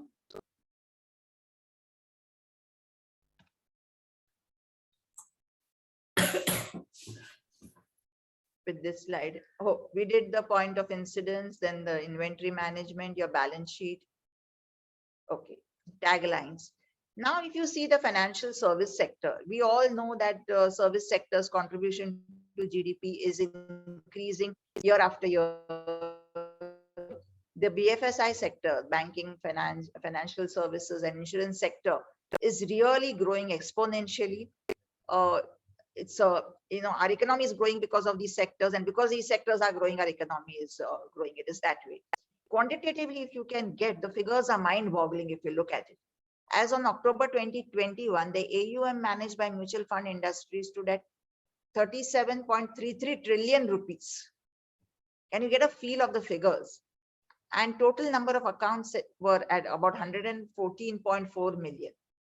Insurance sector has been also expanding at a fast pace. The total first year premium of life insurance companies, only the first year premium of life insurance companies, reached 2.5, you can say 3 lakh crore rupees. And just 7 months between April 21 and October 21, the gross premium by non-life insurances were about 1 lakh crore rupees. So you can't get a feel of these figures, the size of our BFSI sector. In FY21, our IPOs, we had about 55 IPOs, which was the value of about $4 billion US. And of course, we have the maximum number of companies listed.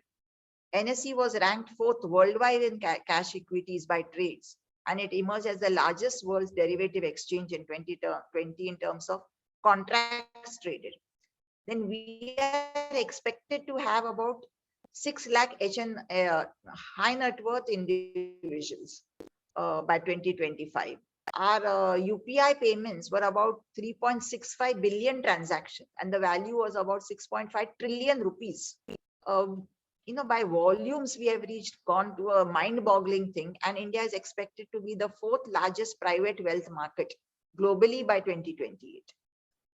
So that is why the whole world wants to come to India, So that opportunities are immense. More mobile connections we have than bank accounts. We have about 1.4 billion population and 1.2 billion people enrolled in the world's largest unique digital identity program, which nobody has, our Aadhaar program. We have app downloads, we have billions of phone subscribers, we have millions of internet subscribers, we have millions of smartphone users, and people engaged in social media also. In no other country so many people are engaged. We have about 294 million daily users. Our stock markets, which are supposed to be the barometer of economy of a country. See the FPI and FDI which is entering India. The CAGR from 79 to 2009 of our Sensex was about 17%, more than any financial product. And 3 trillion market cap was there last month.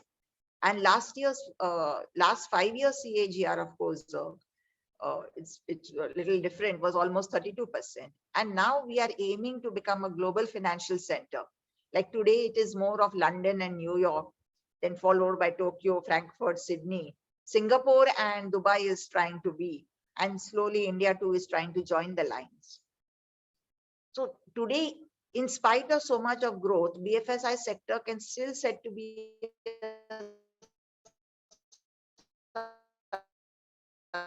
sunrise sector. It is poor happened. Payment gateways have disrupted banking things. So skill sets will continue to be required, different kinds of skill sets, which are easier to acquire when you're conceptually strong, and nobody is as conceptually strong as chartered accountants. Your basics in accounting, financial management, management accounting, Ind AS, reading of balance sheet, all that helps you. So you're conceptually strong. And by and large, we have a sense of ethics and integrity, ability to work hard. So we are perfect candidates for the BFSI sector. Uh, so there is scope to be a fundamental analyst, where here the skill set that you need for fundamental analysis, you should know what is PESEL analysis. PESEL analysis is understanding the political situation in India and abroad, understanding the economic situation, that is understanding the high performance indicators, GDP, employment rate and all in India and abroad. Then understanding the social fabric, the technical advancements, the legal environment, and the actual ecology. So PESEL analysis skill set you have to develop if you want to be a fundamental analyst. And you have many such jobs in, say, a lot of broking firms, banks, financial institutions, investment companies, and all. So you can do stock picking also, you can do valuations also. So all that arises from your basic PESEL analysis skill. So that is a skill set which is very much desirable today. Then, of course, technical analysis, where you study charts, patterns, candlestick diagrams. There are dearth of people in this. You have a lot of people in fundamental analysis, but less people in technical analysis. So they are also required by big broking houses in financial institutions, banks. And of course, technology, software does most of it. You should have developed the skill set to read the charts and diagrams which are coming out from those software's application. Derivative analysis, all corporates have a treasury desk, and where you need to do work with derivatives. You create strategies using futures, options, swaps, and different market conditions. So it takes years of experience, or you know what happened with Barings Bank, that person just did it and it backfired.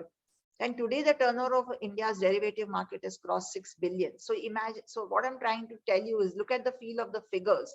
So you need people to service this booming industry. And those figures are there because people are supporting it. And people, you know, you need constant flow of people because it is growing and growing only. So you require people with the required skill sets and knowledge. So it's a good thing if you can do some NISM courses to understand futures, options, swaps, and deep dive and get exposure into them.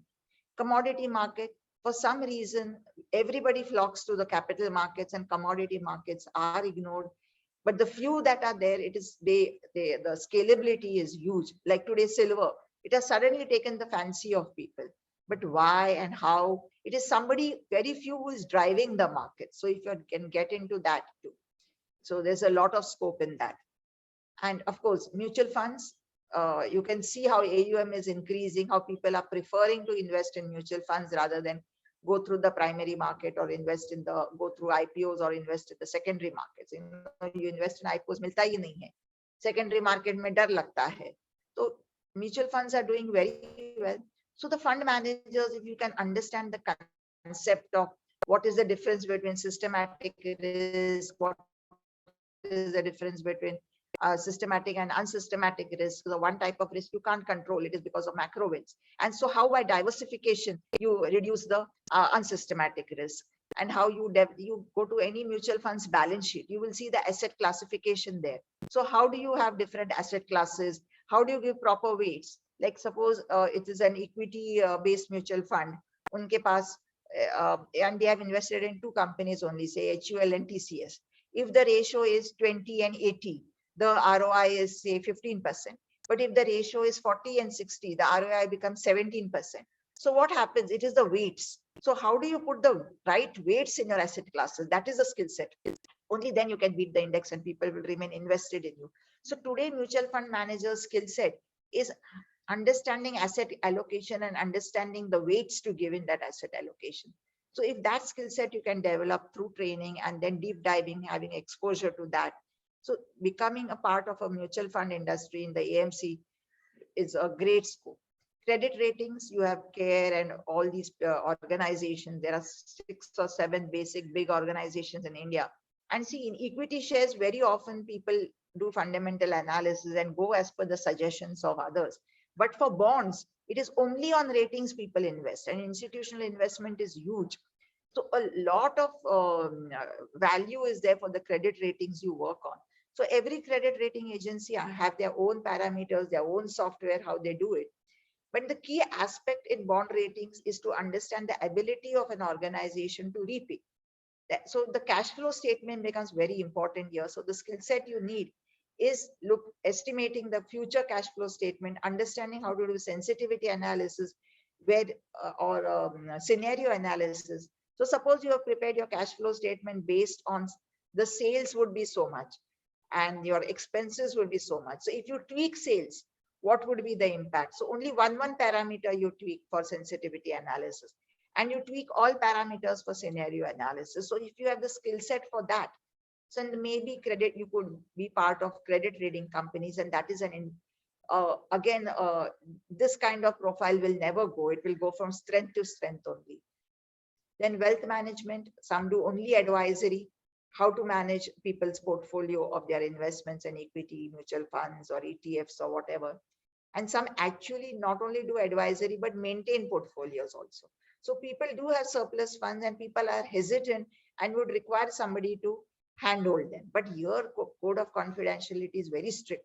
You cannot go out to have tea with your friends and then chat, अरे उसके पास है ना इतना पैसा है, उसने मुझे बोला इतना इन्वेस्ट करने को और मैंने इधर इन्वेस्ट कर दिया, अभी मैं बोलती हूँ देखो 2 साल में उसका नेटवर्थ इतना होने वाला है. You can't talk. These are very personal things. And then you can have that kind of expertise that you can manage the portfolio of a government also. I know people who are managing portfolios of governments, small countries, and of companies also. Every company has a treasury chest. You know, you have this Julius Baer, Edelweiss, all these companies who are managing the treasury chest of organizations. Then, of course, compliance is there in anything you do. There is compliance in the BFSI sector, though there are a lot of compliance. You have AMFI regulations, you have IRDA, SEBI, RBI, FEMA, Companies Act, Income Tax Act, and all. So if you get into the compliance sector also, it's very good. It is a lot of onerous responsibility, but not too much of hard work. It is just keeping abreast with the changes happening. And you don't have to be a master of all the laws. What I've seen in those who are in the compliance sector, they only know that so-and-so laws are applicable. And when the actual situation is arise, they always refer to expert opinion. So this is a good area to enter it. And the skill sets that you require over here is just be abreast and just understand conceptually the laws. You don't have to deep dive them. When particular issue arises, you normally outsource it to a specialist in that area. And today, of course, processes. Organizations are aiming more and more, the big organizations, to be process driven and not people driven. So then they are more, focusing that there should be no fraud, there should be no error or no wrong decision. So they have checklists, they have processes, they have manuals, they have SOPs. So these jobs also, they are very much in demand. So one needs to be tech savvy for such a job. But again, I keep saying tech savvy means it doesn't mean that you should know Python, you should know machine learning, you should know R programming, you should know coding. No, you should know how to read the reports which are generated by the technology. Risk management, again, something could happen in the future, which is going to impact your cash flows. So you should know there is serious dearth of people. And how do you do risk management? By hedging, by going in for options, swaps, futures, or whatever. So, or then going in for other strategies. You lock your markets. You have contracts in such a way that cover the risks. So you have all these strategies in risk management. Operations, it is always, you are in action then.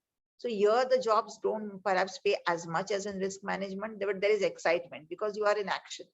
So here also IT has made great stride and it applies in all operations. So whether you want to be in front office, mid office, back office, you depend a lot on the IT department, and there is space in this profile because you have the domain knowledge. So you can have you can now deep dive into technology also. So it is a deadly combination. So those engineers who have managed a finance domain. So engineering and finance domain is a deadly combination.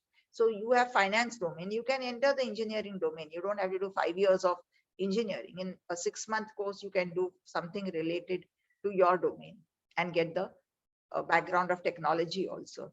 Relationship managers, those who are in front office, they're dealing with do client dealing. They require amazing, amazing communication skills and understanding the various financial products also. And very soon they know what the clients want and they go into product designing too.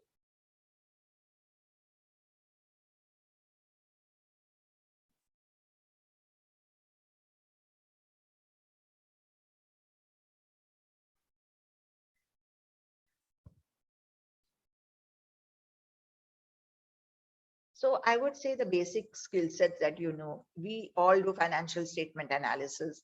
So ratio analysis.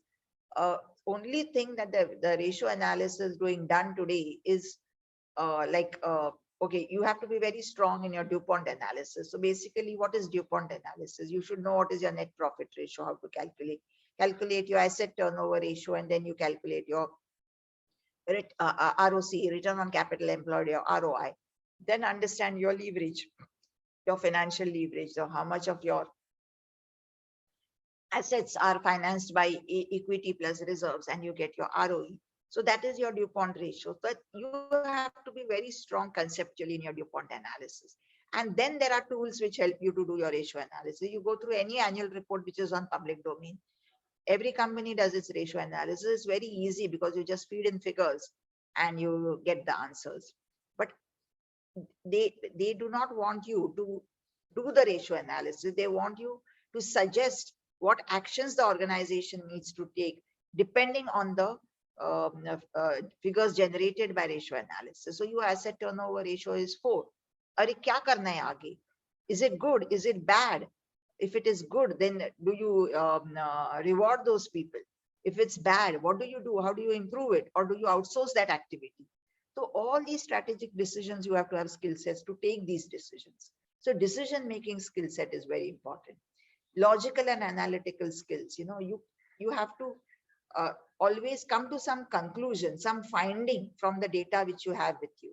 And that is how you need to sort your data, you classify your data with. So in my times, when I passed my CA in 84, when you joined any organization like McKinsey's or KPMG, they gave us rulers and set squares on the first day. Make your models, because data everybody has, but when you put it in a proper structure only, you can come to some conclusion.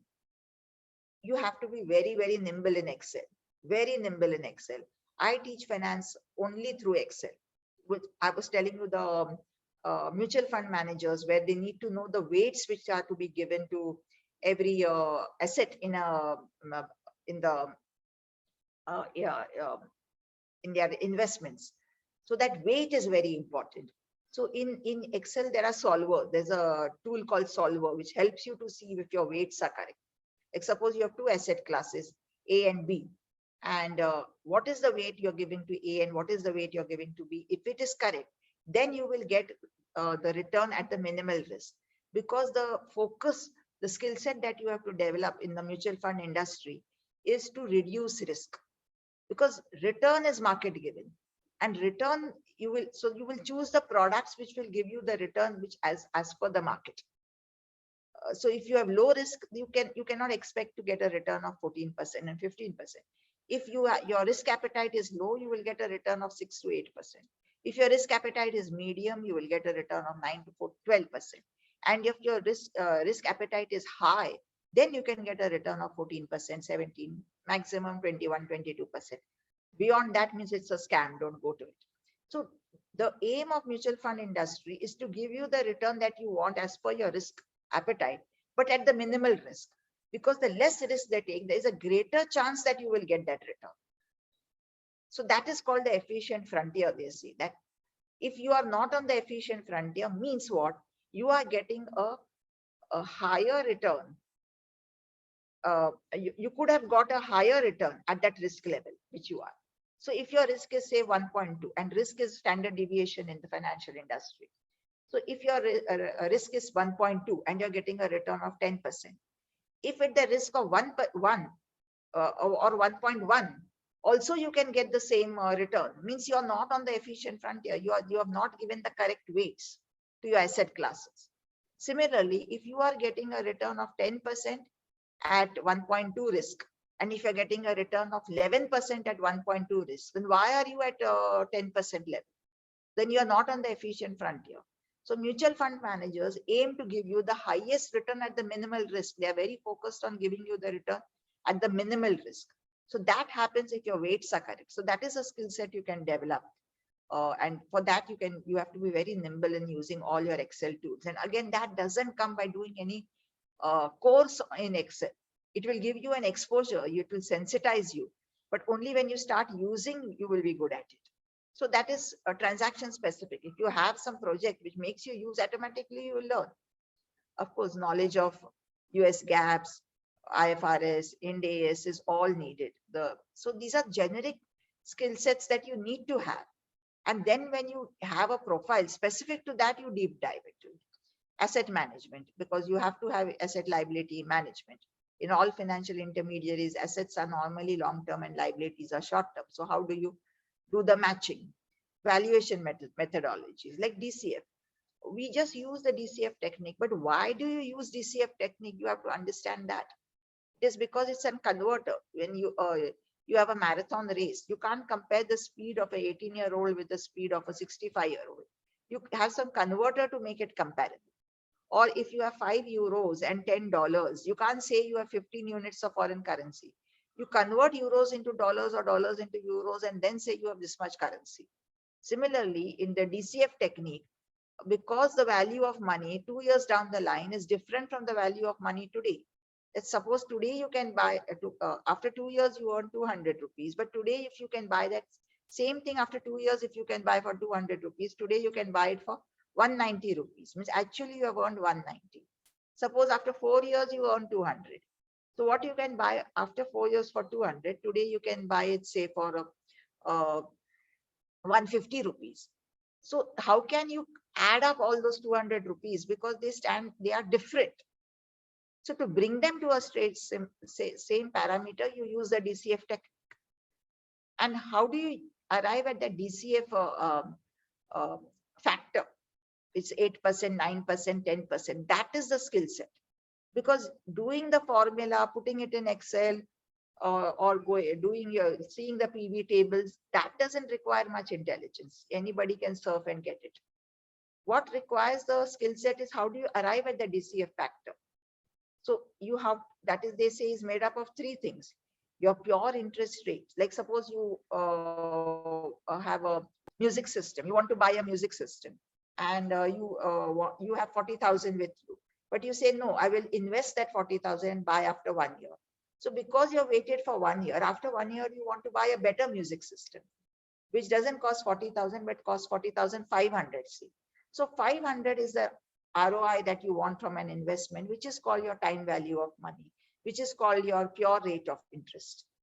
Now that 40,500 music system, because of inflation, is going to cost you 40,700. So you want 200 more to cover the inflation aspect. So that pure return plus that inflation is called the nominal return. And that is the generic word used everywhere whenever inflation is included. Now what happens is that music system is a CKD from Germany. Only the parts are assembled in India. But after waiting for 1 year, there is a risk that government policy may change, and those parts will not, now that music system will not be a CKD. All the parts will be manufactured, say, in Haryana or somewhere. It's an excellent music system, but not as good as that German music system part. So you are running the risk. So that is the risk premium or the risk factor which is there in that DCF. So these 3 factors make up your DCF factor. So you need skill set to develop that. How to calculate pure value of money, how to calculate inflation, how to calculate the risk.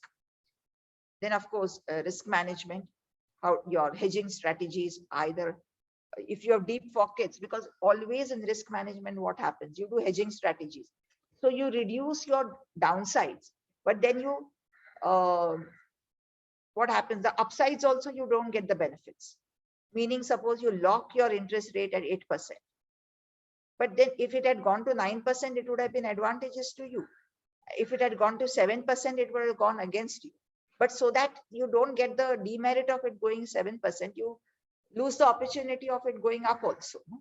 So, so people don't do risk management if they have deep pockets. So those who are scared, they do the risk management. So what are the strategies? Like in forex risk, many people do natural hedges, like you import and export from the same country. So only that net is that exposure of your foreign exposure. So there are various techniques. So you can develop that risk management techniques also. Basel Accords, how to do asset liability management, how to give weights to your asset classes, how to understand what should be your capital. Because the banking or the financial intermediary sector is very unique. In all other sectors, the money which is raised is put into capex. And then the business starts. Here, the money which is raised is locked. Don't touch it. And the short-term money which you raise is put into for long-term uses. So it's a very unique sector, and you have to understand the Basel Accords there. So lots of skill sets you can develop, but then you have to go backwards, understand where you want to be, which domain you want to be, and accordingly you develop your skill sets. So summarizing your career options and the skill sets that you need in the present scenario, I would say that equity research analysis is a very, very big thing, because the stock markets are going from strength to strength. More and more people are entering the stock markets, and I've given you the feel of the figures, and our population of our country is we are at a stage where you have more of young people, and these young people are going to start earning, and they're going to start investing. And there are many organizations which are paying people to write their research reports. For that, you need to have very strong, to be a fundamental analyst, to be a research analyst in equity markets. You can either be a fundamental analyst or a technical analyst, or can be both. For that, you need to understand what is special analysis. You need to understand how to read the technical charts. You need to understand what are the headwinds and tailwinds, they call it, because there are certain things which are happening in the macro environment which help you to grow, or which they are called the tailwinds. The headwinds are which obstruct you.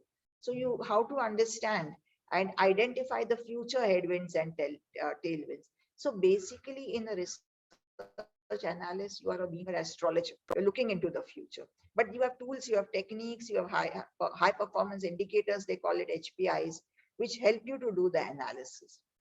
Then, of course, investment banking, they earn big money, and they are very fancy, like, all their reports and all, they'll put yellow color, black color, red color, green color, give keys and all to it. So there's a lot of packaging in that, but one M&A deal you do, you get a percentage of that or whatever. So it's a very interesting line also you can think of. Relationship management requires a lot of communication skills, but that is where they are paid the maximum, because they are bringing revenues to the organization. And the most jobs are there. And then gradually they get into designing also, because they know what the clients want. Forex is a very big market. It is humongous. You can have no idea of the scalability in Forex market. Our equity markets, commodity markets is nothing. And it is, I would say it is something $6.5 trillion turnover daily. And it is 24/7 open. It opens at Sydney. Then it goes to Tokyo, then it goes to London, and finally to New York. So these are the 4 major markets in different continents, different timings. So it is open 24/7, 7 days of the week. It's a humongous market. And of course, you have Singapore market, Frankfurt market, Dubai market, Hong Kong market, also Luxembourg, which are also major markets and coming up. A lot of scope, because today, most businesses, even mid-sized businesses, have exports. If you go to, you will not believe, but if you go to balance sheets of Infosys and all, more than 80% of their earnings are Forex earnings. So there is a lot of scope to deal with the Forex desk. It could be front desk, or it could be the dealing desk, because wherever there is Forex, there is accounting for Forex. Wherever there is Forex, there is management of the foreign currency. You need to convert the foreign currency you earn. If you have to pay in foreign currency, you need to convert your rupees into foreign currency. How do you do it? So all that is very much important. Corporate finance is also a core finance, where you take decisions how to raise finance, where you take decisions how to invest that finance in capital assets. How do you do working capital management, and basically manage your treasury of your organization. corporate dealing desk, that is now become a very new portfolio, which is new profile, which is picking up a lot, where corporates have excess surplus with them. You know, some have excess and some have a deficit. So they adjust with each other. And most businesses are cyclical. So some businesses have a lot of cash in the month of July or June or May, and some need cash at that time. And some are flushed with cash in the month of December, Jan, where some need cash at that time. So there is a lot of intercorporate loans happening. And those are over-the-counter products. So how do you structure those products? And sometimes there is no third-party guarantee for that. So how do you make them safe? So corporate dealing desk has become a very interesting job profile. You're dealing in humongous numbers, and you're dealing with product designing also, that you design zero coupon bonds. So many financial intermediaries are investing in products and are also designing and issuing products. So you need to, any change in market rate in the reverse repo rate or repo rate is going to have an impact on the valuation if they're showing mark to market. So how do you do the, they say, gap analysis? The impact should be such that the impact on your assets and your liabilities should be the same, so that your net worth remains the same. So doing this gap analysis, having this concept of duration, and doing the duration gap matching, that is another skill set which you can look at, because corporates more and more, they're going into heavy treasury management. Again, to come back to credit ratings, this profile will never disappear. It's a easier profile because parameters are given to you. It is software driven, but it's a very interesting profile because you need to know how to read financial statements, how to read cash flow statements, how to do projections and all. And believe it or not, underlying to any role that you play, you need a little bit of salesmanship, you need a little bit of marketing. It is little, you feel it little beneath our dignity to do all this, but it is required to some extent. And technology also, you can't, you have to be open to it and you have to accept it. Like you can see in my times, we started when we used to type balance sheets on typewriters. There were huge papers we put in. And if there was some mistake, we had to rub it in white ink, and some organization didn't accept rectifications. So you had to do the whole thing again. When we did calculations, it was on the facet calculator. No? You had to type in figures and do tuck, tuck, tuck. And then that chit would come out, is to take a printout and then keep collating every figure. Then came Casio calculators, and believe it or not, it was a status symbol to have a Casio calculator. And then you had different types of Casio calculators, but they had their limitations in the number of figures. So we had to break the figures and do it. And then of course, computers came and a lot of excitement, but very small RAM and all. And we thought that our work will become easier. But as automation happened, the scale of operations also started increasing. And so it became busier and busier. And then of course, you had this plethora of gadgets. You had electronic diaries, you had laptops, you had desktops, you had tablets, and so many things. And now, of course, the smartphone seems to be the ultimate, like people are even doing Excel calculations on smartphones, payments on smartphones, shopping on smartphones, client calls on smartphones, consultancy through WhatsApp, and many things are happening through the smartphone. So you have to be open to that only and not stick to the laptops and desktops. And you have to be very nimble in the smartphone operations. Like I can tell you, for example, today was a very close friend's birthday, and I wanted to send her a bouquet through Ferns and Petals. And I also had a session at 1 o'clock. So I was in a great hurry. I don't know what I pressed. 2 bouquets have gone to her. I didn't realize that also. And I paid for 2 bouquets. I wanted to send her only 1 bouquet. So somewhere I was not very nimble in tapping the things over there. So you have to be very nimble on the smartphone and be very good at it. So, I mean, one may laugh at what is this, the skill set to develop, but a lot of work is going to happen on smartphones. If you people will be wherever, if the net connectivity is strong, they are going to do it through the smartphones.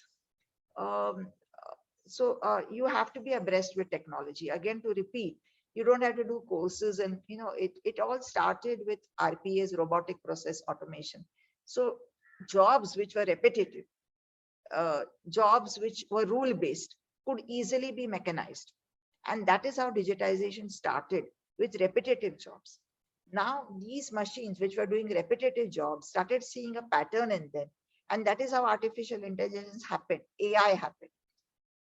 And then now AI has gone to a level where you have machine learning. The machine started learning from the patterns, and then they went into deep learning, that they started changing that algorithm. So it is, whether it is fascinating, frightening, or whatever, science fiction, which was written 20 years ago, something fantasy, is becoming a reality. So you have to be abreast with technology. You have to have in your team very good engineers. So someone said, I am a entrepreneur, I am a startup, I'm doing things on my own. It's not working out nowadays. You need to have an engineer with you. You need to have somebody who's strong in technology with you. So so you have to understand that technology is going to play a very big role, and we do not have the bandwidth, and we do not have the time to deep dive into all that. So to have partnership with somebody who has the bandwidth, somebody who knows technology.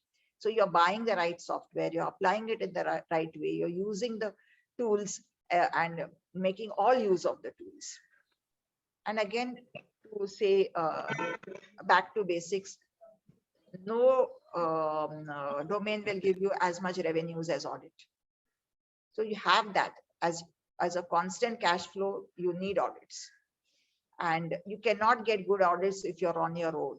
So form partnerships to get the big audits. Come together for specific projects, joint ventures for certain audits, have joint audits or whatever, or come under one umbrella only for audits.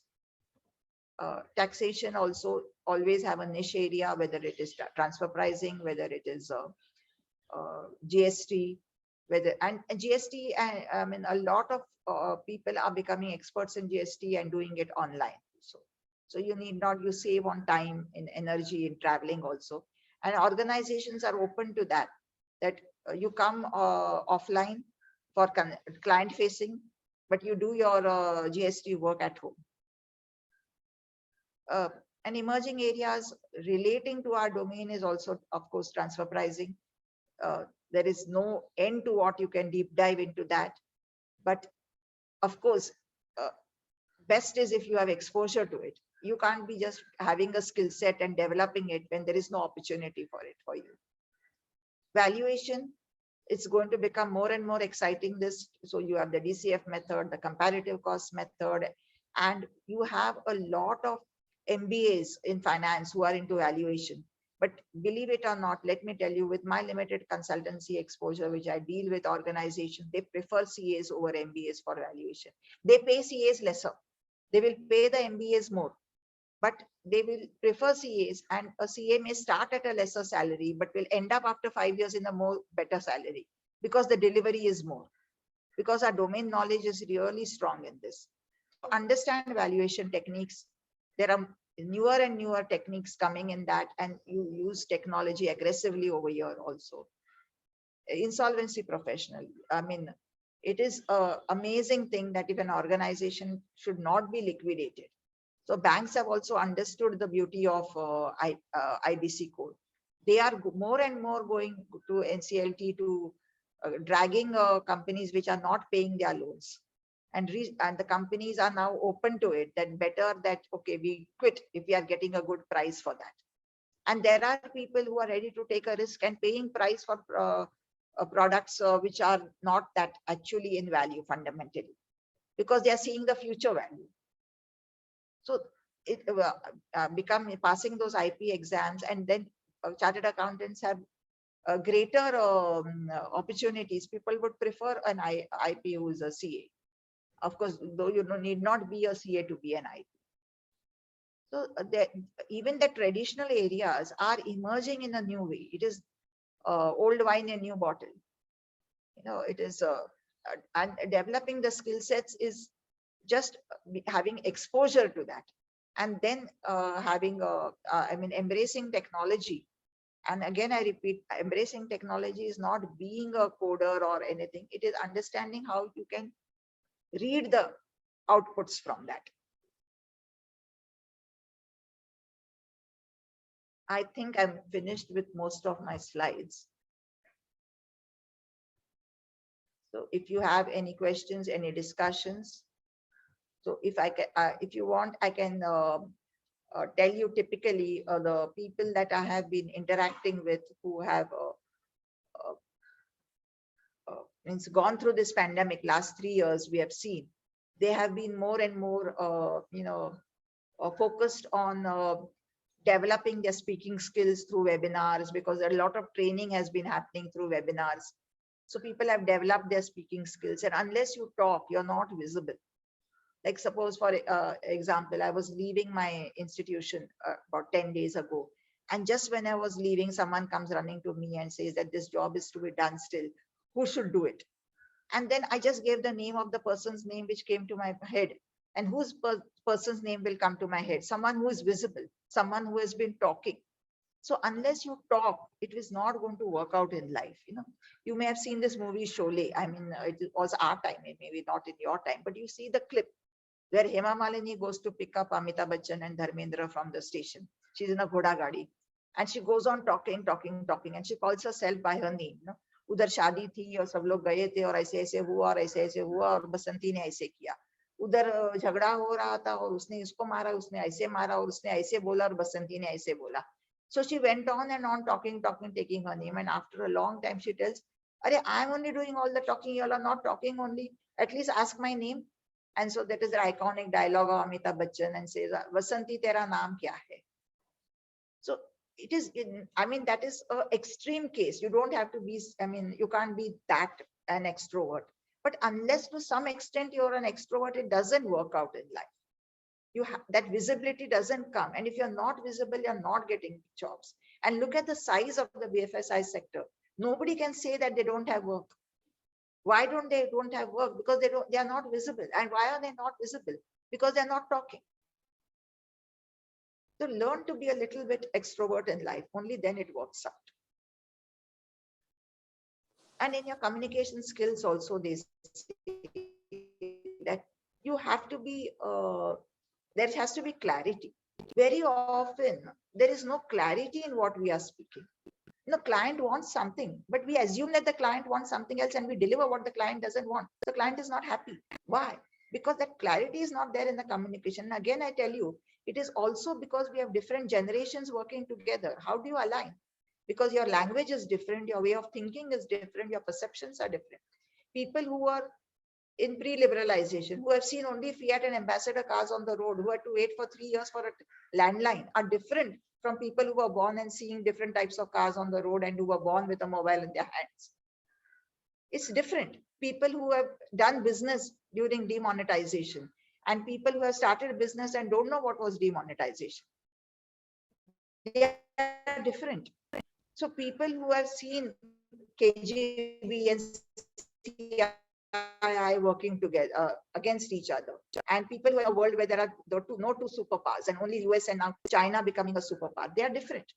So macro factors have conditioned us. So we are different people working together. So how do you communicate when your thoughts are not aligned? So that clarity of communication is very, very important. Completeness. People are not complete in their communication. अरे आज meeting है, आओ, लेकिन time ही नहीं बता रहे. अच्छा time बताया, दिन बताया, एजेंडा नहीं बताया. इतना इनकम्प्लीट होता है अपना communication.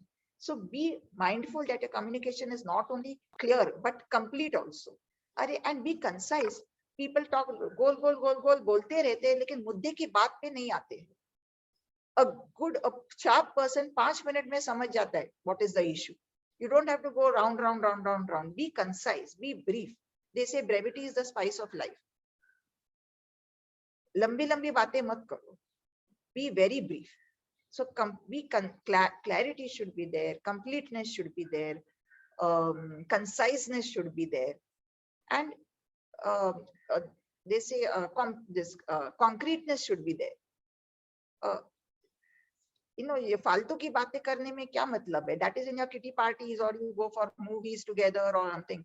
When you're in office, when you're in your work life, you have to have communication which is concrete. Now, there is this movie, I just love this movie, Fiddler on the Roof. In that there is a song, if I were a rich man, I'll build a house, a staircase here and a staircase there and a staircase nowhere. In communication, it cannot happen that you just communicate for the sake of communication. There has to be a reason, an impact, an end, what you're wanting something. So it has to be concrete. And then there should be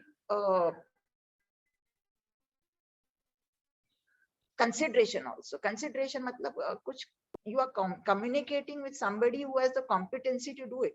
You can't ask a hardware person to solve your software problem. You can't ask your software problem to do your hardware issue. You can't ask somebody to solve your some strategy problem if that person is strong in taxation and not strategy. So understand the competency and then communicate and get the work done. And if somebody is asking you to do some work, do it only if you have the competency. Otherwise, outsource it. No, otherwise you mess up. So you have to have completeness, conciseness, clarity, concreteness, consideration, and you have to have a conceptual understanding. Unless you have the conceptual understanding with what you're dealing with, if superficial thing doesn't work, you have to deep dive.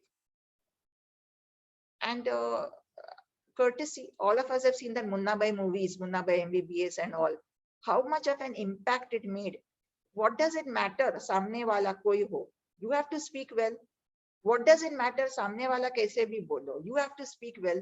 Even if you are doing a complaint that you have the material which you have received is defective, you can do it in a courteous way.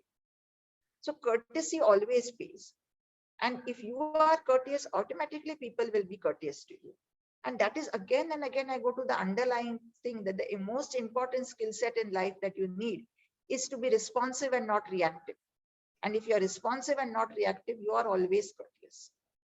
So never let go courtesy. That is the most important ingredient in any skill set.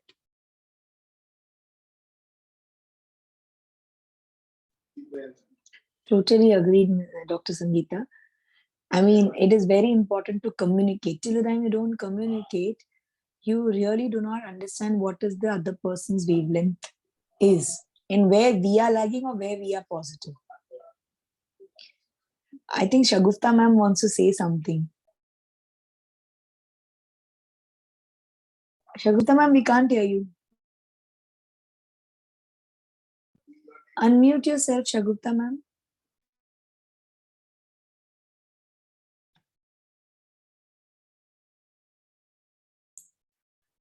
No, I just said the thoughts which were coming in my mind, I have just jotted down in the chat box. So it is like, can be read by anyone. Any other Anyone who participant? has any questions can ask. Yeah. Ma'am has given a very wonderful presentation to all of us with so many things. So I'm sure a lot of people She didn't even covered know. almost all the areas. Yeah, I'm sure a couple of people may not even know those areas which are covered by her. Correct, correct. I agree. We shall wait. Overall thinking. I think we shall wait for 5 minutes for others to come up with a question, or ma'am has something more to, provide us with knowledge. Correct. No, it's Vast just that it is experience very also. easy. It is very easy to do what we want to do. We restrict ourselves due to our own limitations. Unnecessarily, we are restricting ourselves because we are conditioned by others or people around us or anything. All of us are very competent. I mean, all of us have passed CA. I mean, it is no joke. So basic skill sets we all have. It is only, we are only limiting ourselves. There are some demotivating people also who that is block us. No, that is the attitude which is wrong. See, it is how can we be judgmental? It is, they feel that is the right way. We cannot change people. That is where the issue is. Of course, we cannot we change have to people. realign ourselves. We have to reconfigure ourselves. And Correct. they may be But really first right. they will try their- their best to demotivate you, or Yeah, they that will they feel that is not needed. appreciate. Yeah, that is the your way they are efforts. made. So we cannot change them, and it may not be wrong. They may not feel it is wrong. Correct, correct. Yeah, that they feel is the right thing that they are doing. Who are we to judge that? We can always ignore and move ahead. It is. I mean, We have ignore in to the sense, practice. We have yes, to practice. we can show them that, see, here you were not right in stating this. This is the final reply of that. So if our state of mind is balanced, then we respond and don't react. Correct, And correct. that Respond is the and key not react. to our success. So it is, yeah. So those people whom I spoke to, 25 people who are the CEOs and doing very well in life and extremely good in their career, it is not that they are very geniuses. It is not that they're very intelligent. They have just understood that respond and don't react. Respond and don't react. Correct. It is very tough, but if you practice it, it happens, and it doesn't happen overnight. Even today, one can react. Practicing, but it makes a difference. That I can give you one small example. It had happened to me years back when I may be in my late 20s or so. I was working on a project, and that project had just got over, and our team was to get a project which we had to go abroad. So I wanted to be in the team and I wanted to go abroad.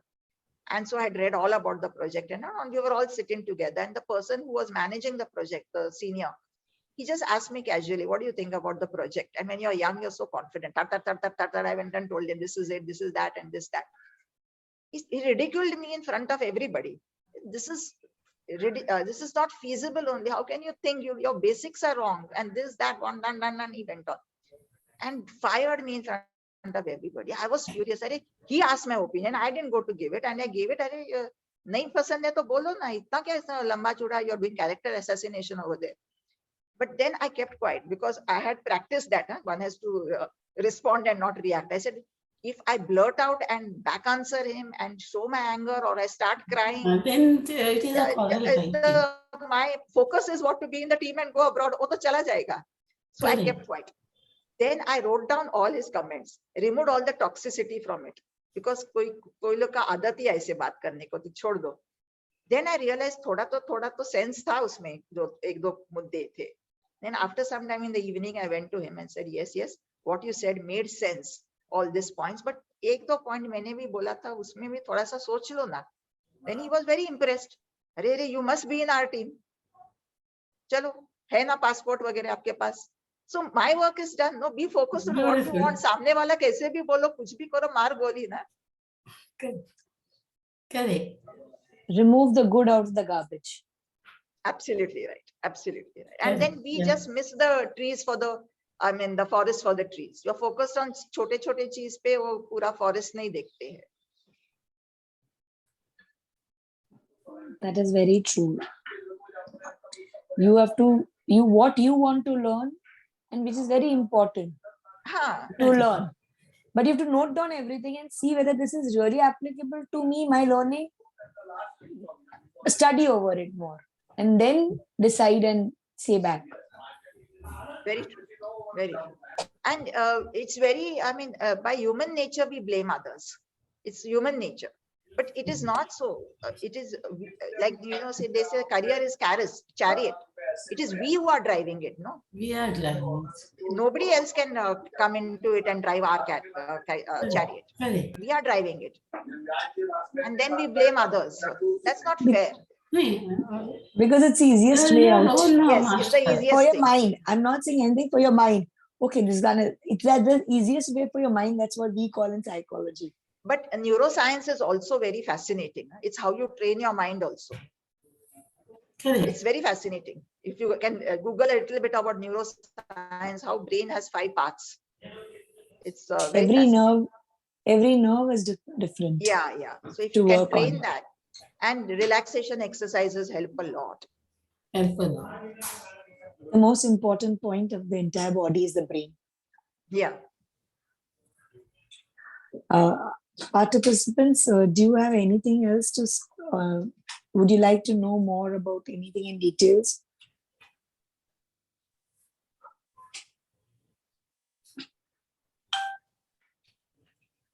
It seems everything was so very clear now. Yeah, I mean You don't have the a- presentation was also very lovely and very, I mean, explanatory, complete detail. exclusive. Actually, everything was covered. So now I request Shagufta ma'am to give a vote of thanks. I mean, it is a wonderful job. I'm sure today you have a wonderful way to say vote of thanks to such an immense personality. Of course, of course. So, madam, I'm given the pleasant task of thanking you. I would like to thank WIRC for giving me an opportunity for the closing remarks for today's program. All those participants, everybody, I'm thankful to them for their contribution and their presence for giving the time to us. And I'm sure everyone learned in detail the concepts that may help them in future success. It's a road path provided by you. As a coordinator, I'm truly thankful to everyone who volunteered their time. I can tell every person here is committed to helping each one of us updated with new skills, and it's really inspiring to see interest of all the participants. Dr. C.A. Sangeeta Pandit madam, she was excellent in her presentation. She covered Can I all interrupt, of- please? Can I interrupt, please? I'm feeling it awkward. Our session is till 6 o'clock. No? Yeah, so I had kept, I spoke less thinking that there would be more interaction, but I think the participants are multitasking, most of them, and it's not happening. So if you want, can we play some games or something? If we have, Oh, yes, that will be really good. that will be really wonderful. Okay. So this is the games we play in the MBA school. They are not foolproof or anything. So you need a paper and a pencil with you. Yes, we are having it.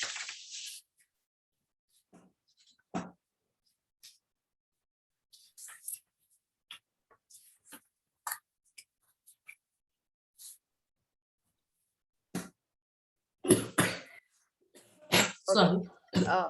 Write down any bird or animal that just comes to your mind without thinking much. Okay. Immediately in half a second. Bird or animal that comes to your mind. Crow and cat. No, any bird or animal that comes to your mind, just write it down. Okay. One. Mm. Now pause, say for about 1 or 2 seconds. Now again write the name of any bird or animal which comes to your mind. Another bird or animal which comes to your mind now.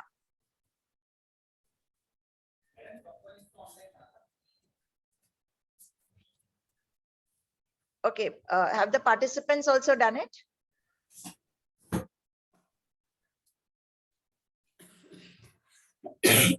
Sorry.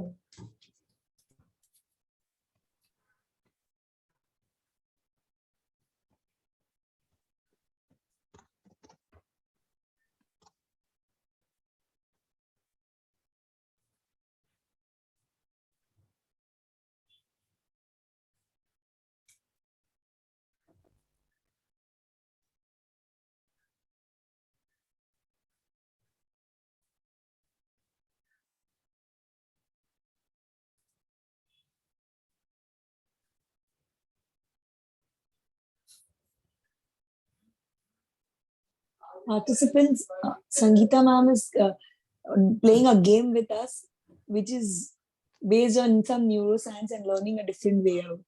Okay, very good. Where someone has written yes. Okay. Now what they say is the first bird or animal that you have written is what you want to project the world about you. And the second bird or animal which you have written is what you actually are. So suppose you have written dog first, and second you have written eagle. Means dog they say is loyalty, eagle they say excellence. So actually you want to show the world that you are very loyal, but you want to show the world you are very loyal, but actually you are a person who aims at excellence. So suppose you have shown first as cat and then as parrot. So you want to show the world what are the characteristics of a cat. Cat is very clean actually, keeps cleaning itself all the time. So you want to show the world that you're very neat, clean, and a tidy person. But you're actually not so. You are a parrot. You like to talk, and be in groups and enjoy and all that. So suppose the first thing you want, you would put peacock. And the second thing you put is lion. So you want to show the world that you love beauty and that you are a very well dressed always, and you want people to praise you for your sense of style and everything. But you're not actually that person. You are actually a leader. So very often, I mean, this may not be foolproof, but this is used in corporate training to show that we are conditioned to show ourselves as somebody, but our inner traits are something else. Okay. Insight, actually. Okay, so there's another game which I had mentioned to you, which is the person in your life, a public image, like say an actor or an actress or some economist or a politician or a business lady or a businessman whom you have admired a lot. So can you put that person's name whom you admire a lot?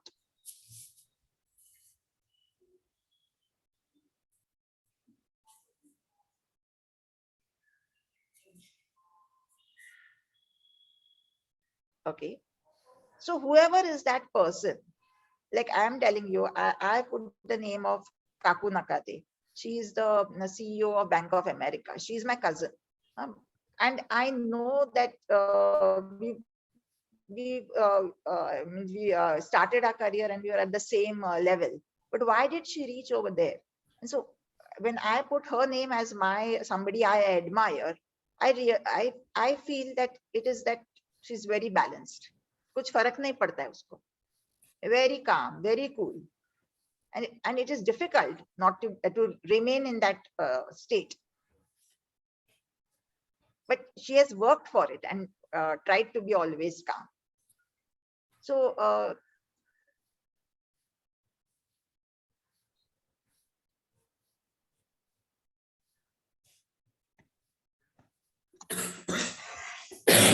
So,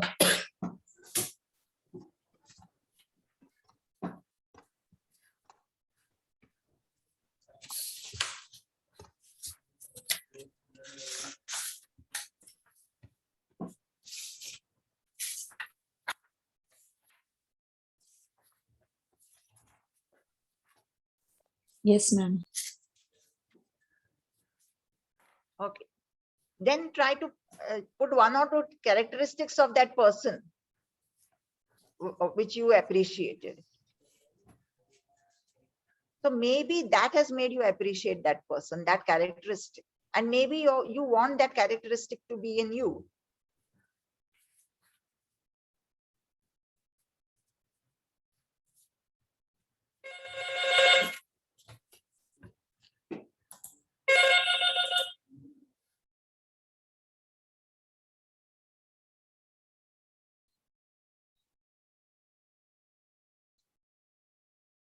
Now, another exercise we do is goals. See, unless you have a purpose in life, there is no point in just working. So what exactly is your purpose in life? Is it that you want to be known for your skill set, to become famous for your skill set? Or is it you want to earn lots of money? There's no harm in that also. Or is it that you want to have a very, very good retired life, do nothing, just sit in nature and enjoy? Is it that you want to go on a world tour? So what is exactly what you want in life? Why are you working? So can you put that as a purpose in life? Why are you working? The question is, why are you working? So just because there is a road, you don't cross it. No, you cross the road because you need to go somewhere there. That's why you cross it. Or just because there is a staircase, you don't climb it. Just because you want to go up, you climb it. No? So we are all working. Why are you working? Can you write down 2-3 lines? Why are you working?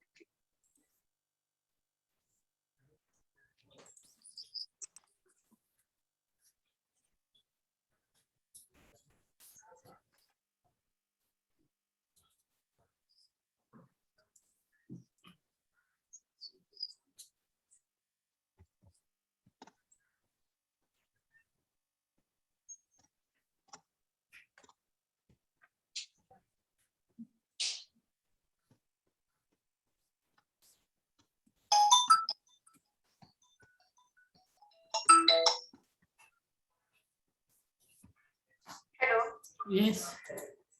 Good evening shipyard logistics से बात कर रही हूँ आपको requirement है logistic service की आपके business No.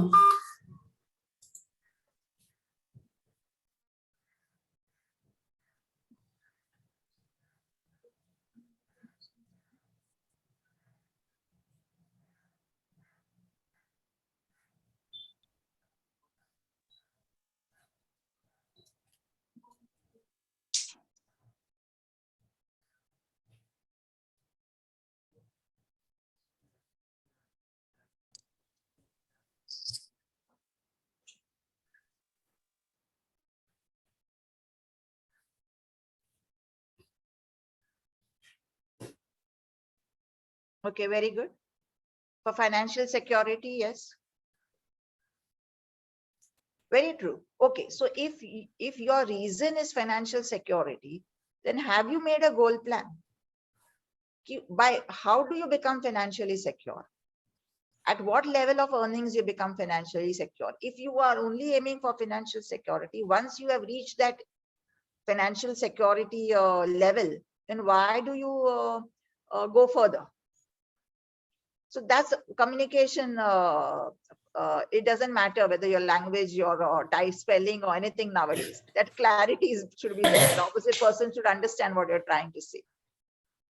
So this is it. Once you write down, you understand that, okay, you are working only to be financially secure.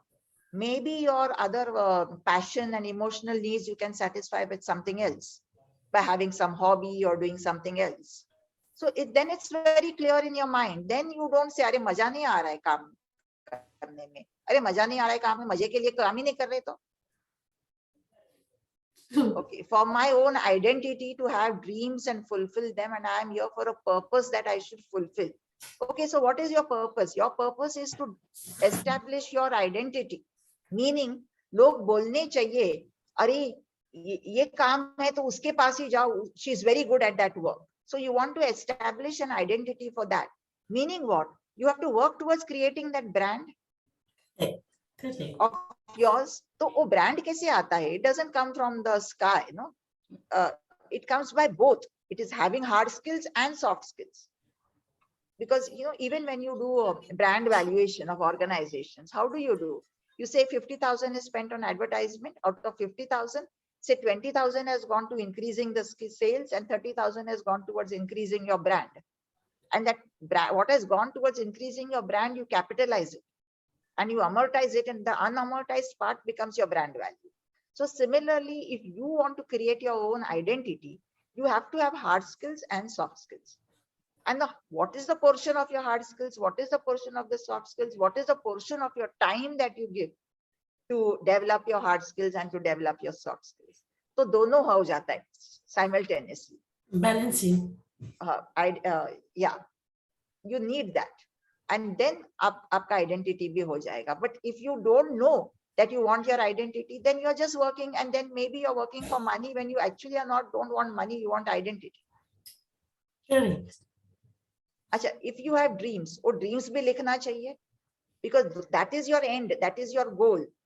Then you have a strategy to reach that goal. So unless you have a strategy, you will not reach that goal. It is not going to come walking to you. So there are certain goals you can reach by hard work. Certain goals you don't need hard work. You need maybe some particular skill set. Certain goals You don't need hard work. You don't need particular skill set. You just need to outsource to somebody. So unless you have a strategy and you know your goal, then you develop a strategy. Otherwise नहीं होता है. फिर नहीं बोल सकते कि at the age of 55 में कुछ नहीं कर सकी. वो कितना सब किया उसने. अरे कुछ नहीं कर सकी क्यों? अरे मेरे घर फैमिली में सपोर्ट ही नहीं मिला. अरे मुझे तो अपॉर्चुनिटीज ही नहीं मिला. Everybody is on the same platform when you start. Some may be poor, some may be rich, some may be from urban background, some may be from rural background, some may get jobs in good companies, some may get jobs in bad companies, but that is the start. How you end in the end, where you land up is on you. And that I'm telling you is more for your behavior to be responsive and not reactive. So unless you have a purpose, unless you know where you're going, it doesn't work out. So you have to put it in black and white. Message for all the audience. Hmm? Message for all the audience. So black and white mein daliye. And it works. Another thing which I had told you about that article that I had read, it works. So why don't you make your own story? Where do you want to be? In 5 lines, if you can write on pen and paper.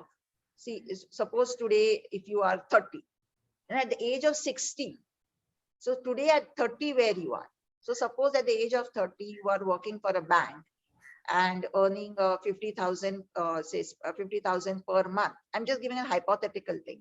So today you are working for a bank and earning 50,000 per month and spending so much time in traveling, spending so much time in the bank. And you can say you rate your happiness at the rate of 1 to 10 at say 6.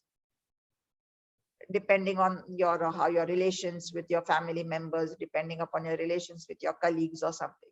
Or it could be that you are an entrepreneur with say 17 clients in this ABC domain, earning so much, spending so much time. After 24 hours, you spend that much. And what is your happiness index from 1 to 10? 10 being the best and 1 being the worst. So can you write that in 4-5 lines, the present situation? What is your present situation in 4-5 lines? Your financial resources, your job profile, your happiness index. In just 3-4-5 lines.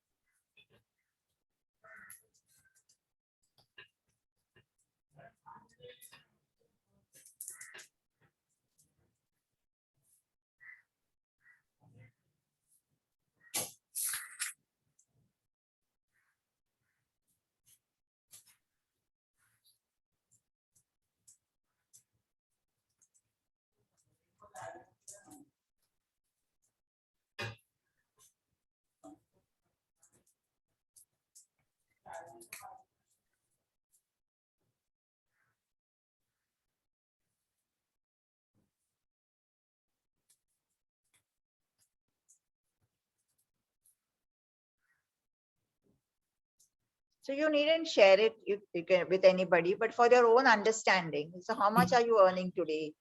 How many hours you put in to earn that money? And Okay. after all that, what do you think your happiness index is on a scale of 1 to 10? Okay. After you do that, so suppose you're 30 years. After 30 years, at the age of 60, where do you feel you would be? In terms of earning money, in terms of the number of hours you put in terms of the happiness index. Okay. Yes. Health factor also you can factor in that. What is your health Correct. today and what do you feel your health would be after 30 years, 40 years, Correct. whatever.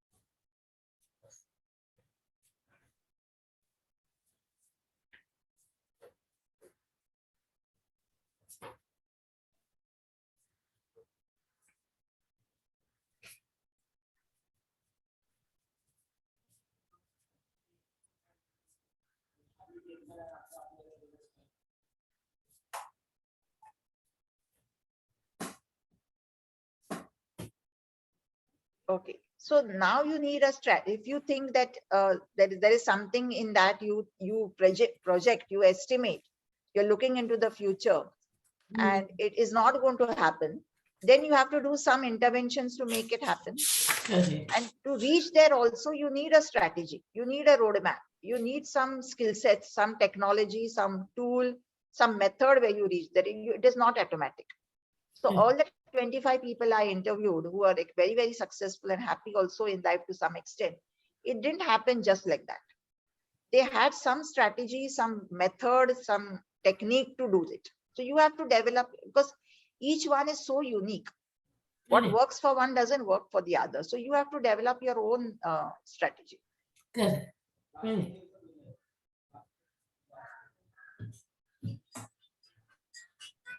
And I think most of the participants are ladies. A few males are also there. So today, when you start your family and all, it really impacts your career. And today times have changed. The father contributes as much as the mother in terms of time, in terms of work, in supporting in the household work and all. So times have changed today. So they say, no, behind every successful woman is a man, but behind every behind every successful man is a woman, but it's behind every successful woman is also a man. So men also have to be very sensitized to that and help a woman in all the household chores and bringing up the children and all, because it makes sense. Because And we the are woman is fortunate to have CA Murtuza as a chairman, who is working for WIRC tirelessly and providing opportunities, keeping programs so that people may come ahead and do things. Yeah, but it is a very tough stage when you are qualified and you cannot do much because you have small children at home. It's a very tough, traumatic psychologically. There, where if you're mentally strong, if you have high EQ, you can cross that and then start a little late, but still do well. Good. And I will honestly share what worked for me is good mates. If I was earning 1,000, usko 600 mein deti thi. Pay more than what the market is paying. Be extra good with them. Correct. And no domestic help can be perfect. Nobody can be perfect. Some are dirty, some are clean but dishonest. Some are dishonest but clean. Or some are very good with in cooking. Some are very not good at cooking. Kuch bhi ho, you have to accept them, train them and retain them. जैसे offices में attrition rate नहीं होता है, ऐसे घर में भी domestic staff का attrition rate मत रखना. एक को निकाल के दूसरा is not going to come anything better. But it is for ladies in India. Labor is cheap. Creches are not there. You don't have quality creches. Like abroad, you have excellent quality creches where you can keep the child from 10 months also and have confidence. इधर तो नहीं कर सकते हैं ऐसे. So you have to have your own, build your own ecosystem. And see, you have to take leadership. That is it. You have to take onus for everything in your life. Correct. You cannot run away from situation. Absolutely. And you cannot get cowed down by it. Sabke zindagi mein you have to go through this state. And post-delivery depression is very, very normal. You do get depressed. छोटे बच्चे घर पे है, कुछ कर नहीं सकती है, वो डिग्री लगाया है उधर, क्या फायदा इतना पढ़ के. We at times, when we take counseling and all, and when we do something, so we say, I personally feel women can start a career, make the goal at the peak at 40 plus 40 also, because then they are mentally very strong. Their kids are all settled, whatever, husbands, in-laws, family, everything is settled. Only and only if your brain has agreed that I have to do something. Males cannot start anything new after 40, 45. Because wo ek rehta hai, there is a thing. So when someone, I mean, when we had gone to this conference, also regional conference, and there was a lady who was telling me, you know, I've just started my practice, not going good. I said, why did you do that? You were doing a job, and yeah, I have a baby. So I said, then don't worry, you're not still too old.